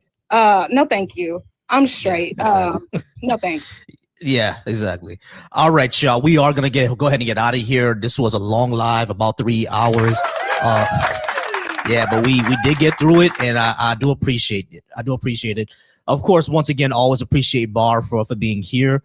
I don't think Chelsea, you were here, but he was here when it happened. Once again, y'all, I do apologize for getting derailed. Do apologize for the crash out. It's just when people involve my family, that's a very sensitive thing for me. So I do apologize for derailing it a little bit and crashing out. But I'm glad that we got it back on track and that we're gonna keep it popping and keep it moving. I was able to calm down, drink some water. Wifey rub my back, and who she told did me what to you, Bossy? Some dude that I debated yesterday. He came up here on some really weird shit. First of all, he called me a liar. I already don't like that. I already don't like being called a liar for something that he said. Yeah, I mean, and then after that, when I'm trying to talk, telling him to be quiet, kept on coming off his mic, and then he brought my father into it. He said that my father didn't raise me well. It's not some shit that you do. Yeah, I mean, you don't bring my people's into it. I'll say this. Christians, they have like low emotional intelligence. And I'm sorry to generalize y'all, but I've noticed when somebody doesn't believe in what you believe in, which is, mythology or whatever you believe in, if you believe it to be true, real, y'all resort to being the most disgusting, debased, vile human beings. Like, how that doesn't work. Like, how are you exemplifying the fruits of the spirit that you read about in Proverbs that I know about? Like, you have to be a humanist. That's why a lot of people, don't really want to deal with Christians. That's why they get a lot of criticism. Even how they treated the Buddhists that were trying to walk, trying to undergo their pilgrimage. They were met with vile Christians telling them they're going to go to hell. They're going to do this. Y'all have to check yourself. Y'all have you haven't engaged your prefrontal cortex. You have a stunted growth. So when somebody doesn't believe in your Santa Claus, you resort to being the worst of humanity, and you got to stop that. That's why people criticize. You got to stop that shit immediately. Exactly. Let's go. Hey, man. W Chelsea, y'all. W Chelsea in the chat. But that is it for tonight, y'all. We are going to go ahead and get out of here because I went over my time. I was only supposed to be on here for like an hour and a half to 2 hours, but I went way over. So I got to go ahead and make it up now. Yeah, I'll go ahead and wish me luck because wifey's going to put on some crazy show that I'm going to have to watch for the next 3 hours because I went over my time. Yeah. She's gonna put up, Loved After Lockup or one of those things, and I got to sit here and watch these crazy people because I went over my time. But all right, y'all, I appreciate spend some y'all. time with wifey. Shut up. I know. I'm gonna spend No, my time with it. I'm with the girls now. Don't Yeah, make me upset. baby, Chelsea's defending you. She said I gotta spend more time with Go you. ahead and watch that. I gotta watch. I gotta catch up on Alice Cross. That's my thing. I love. Cross came out with a new episode. Hard junkie, man. I love that. I love. And then I think From is coming back on in April, but I gotta see Cross, and I'm waiting for the show with Sterling K. Silver. What's his name? Sterling K. Paradise. Williams. Yeah, I'm waiting for that to come back on, but I'll be watching some real sci-fi crime. I can't watch true crime, but I'll be watching some real stuff. I like it. Oh yeah, I'll be deep into sci-fi. You know, I'm a old school Star Trek fan, so I've been watching Starfleet Academy. It's not as good as I thought it would be, but I've been watching the Orville. I watched it over again. I always watch that show. The Orville is from Seth MacFarlane. It's actually a good show. Like, it was surprisingly good. You know what I mean? And what else? What was the other episode? For All Mankind over on Apple. For All Mankind is amazing. It's about a story of like the Soviet Union beat us to the moon, so the space race never ended. Basically, you know what I mean? It's really good. So if y'all want to watch some sci-fi stuff, For All Mankind, email is really me good. that For All Mankind. Email it to not Oh, email yeah. it. Shit, why am I talking about email? I'm still in work. Email me. Email me that, please. And CC, no, message me. Message me that, because I'm gonna watch that tonight, and then I'm gonna try to watch The Birds this week. But I love all of that. But I cannot watch reality shows. I can't watch Love and Hip Hop. I can't watch Life After Lockdown. I cannot watch true crime because it just makes me feel icky. And especially true crime, but them reality shows, I'm like, man, this is weird. I'm sick of these people. Yeah, look. I used to watch what was that? Love and Hip Hop. I used to watch Love and Hip Hop, and like wife used to always say, like, man, why are they all yelling? God damn, y'all got problems. Like, shit's my nerves too bad. Maybe it's with age, but I'm like, I can't deal with all that yelling and crying and cussing and fighting over no man. I'm like, girl, sit down. That shit, I be getting mad. I'm like, can I phone somebody? Like, sit your ass down. Man, I know you got a grandparent or auntie somewhere embarrassed. Stop this shit. I can't watch that. It's not entertaining for me. It really isn't. Yeah, it really isn't. But yeah, I'm gonna go ahead and get out of here, y'all. I'll definitely DM you all that, Chelsea. I'm gonna get out of here. Y'all can follow me everywhere. Volsy Thoughts. Instagram is Volsy Thoughts. YouTube, Volsy Thoughts. Shout out to everybody who watched me over on the Deconstruction Junction. I appreciate y'all. The views did go ahead and climb up. So I appreciate y'all over on Deconstruction Junction. I appreciate y'all watching me over on Volsy Thoughts. Appreciate that so much. The views climbed up as well. I have my most views now, gained a whole bunch of subscribers. We need to get those super chats up though, all right? I appreciate y'all over there as well. And over on the Black Atheist Coalition, we got those views and we got a whole bunch of subscribers as well over on the Black Atheist Coalition. I appreciate that as well. Y'all are amazing. I've been on for close to 4 hours and I got to get out of here. It's close to 8 o'clock. I already turned in my homework, so we all good. Chelsea, let the people know where they could find you. You can't find me at all. I'm a figment of your imagination. Sometimes I'm here, sometimes I'm there. But now that I'm a mod, I'm so sick of you, Bar. But now that I'm a mod, I'm going to make sure I promote your live and talk about these things. I'm a hot mess on my socials, so I'm always talking about different varying things. But just open up your mind, be open-minded, be empathetic to each other, be a humanist to each other, more so than anything. Make sure or ensure that you see yourself in other people. They don't have to believe in what you believe in, but try to steer away from any sort of generalizations and stereotype, because we're all on this journey together, whether you believe in an afterlife or not. Just try to be open-minded, try to be respectful, because that's what we truly need. There's too much shit going on in the world for us to be overcritical and over analytical of each other, because in the end, shit, we all need each other. That's it. People like, damn, this bitch don't believe in God. I hate this hoe. Never mind. Definitely appreciate that. Bar, let the people know where they can find you, Bar. You're what's up, y'all? Let's go. Clap for myself. But no, yeah, man. At Black Atheist Rants on YouTube, TikTok, Instagram, whatever you got, type in Black Atheist Rants and I'm there. You know, Vossi and I, we do these lives is for a good cause, man. We trying to raise awareness, spread the truth, you know, educate as many as we can, and as we're educating ourselves and we sharing it with the world. So these are great lives, man. You know, you can't get this nowhere else. You know, not a lot of people are willing to get on these lives and say stuff that we say. Black people shouldn't be Christian. And you don't really see this nowhere. So y'all keep supporting Vossi and, you know, support me, and I'm an extension of him. And, you know, yeah, man, at Black Atheist Rants. Tomorrow, if you follow me over on YouTube and everything, tomorrow I'm gonna be over on Mama Bash's radio station. It's called Yaya. I always get it wrong. Yaya Baby, B.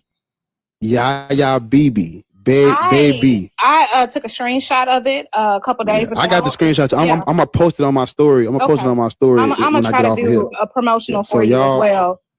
Yeah, just follow me. It's at noon. If you follow me, if you follow me, I'm gonna post it on my story and on TikTok so you can, know where to find me. Also, everybody, the album is dropping this Friday. Let's go. Yes, congratulations. Let's drop that album. Let's go.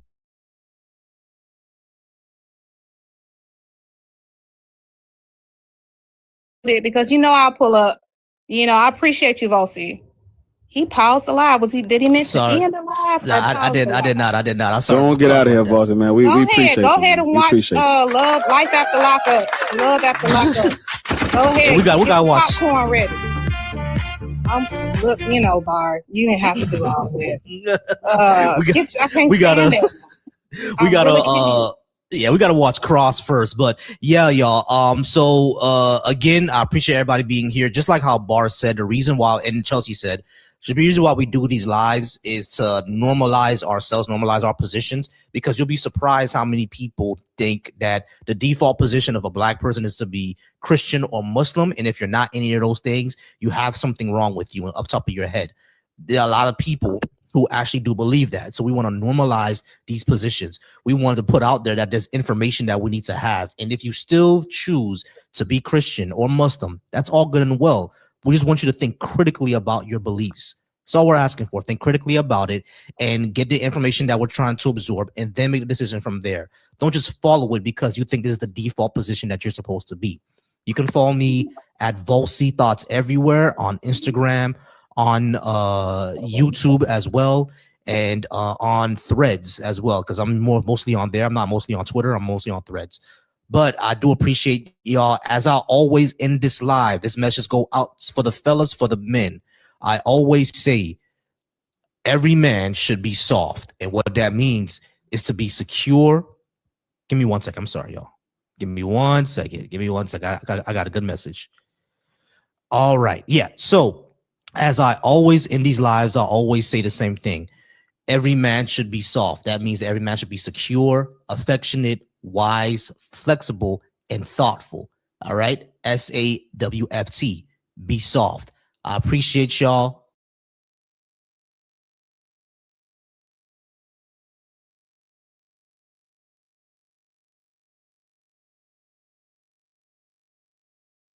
That in a way that isn't offensive, especially because I'm just like, sometimes I'm talking to someone, you can tell they're like, oh, we're peers, and then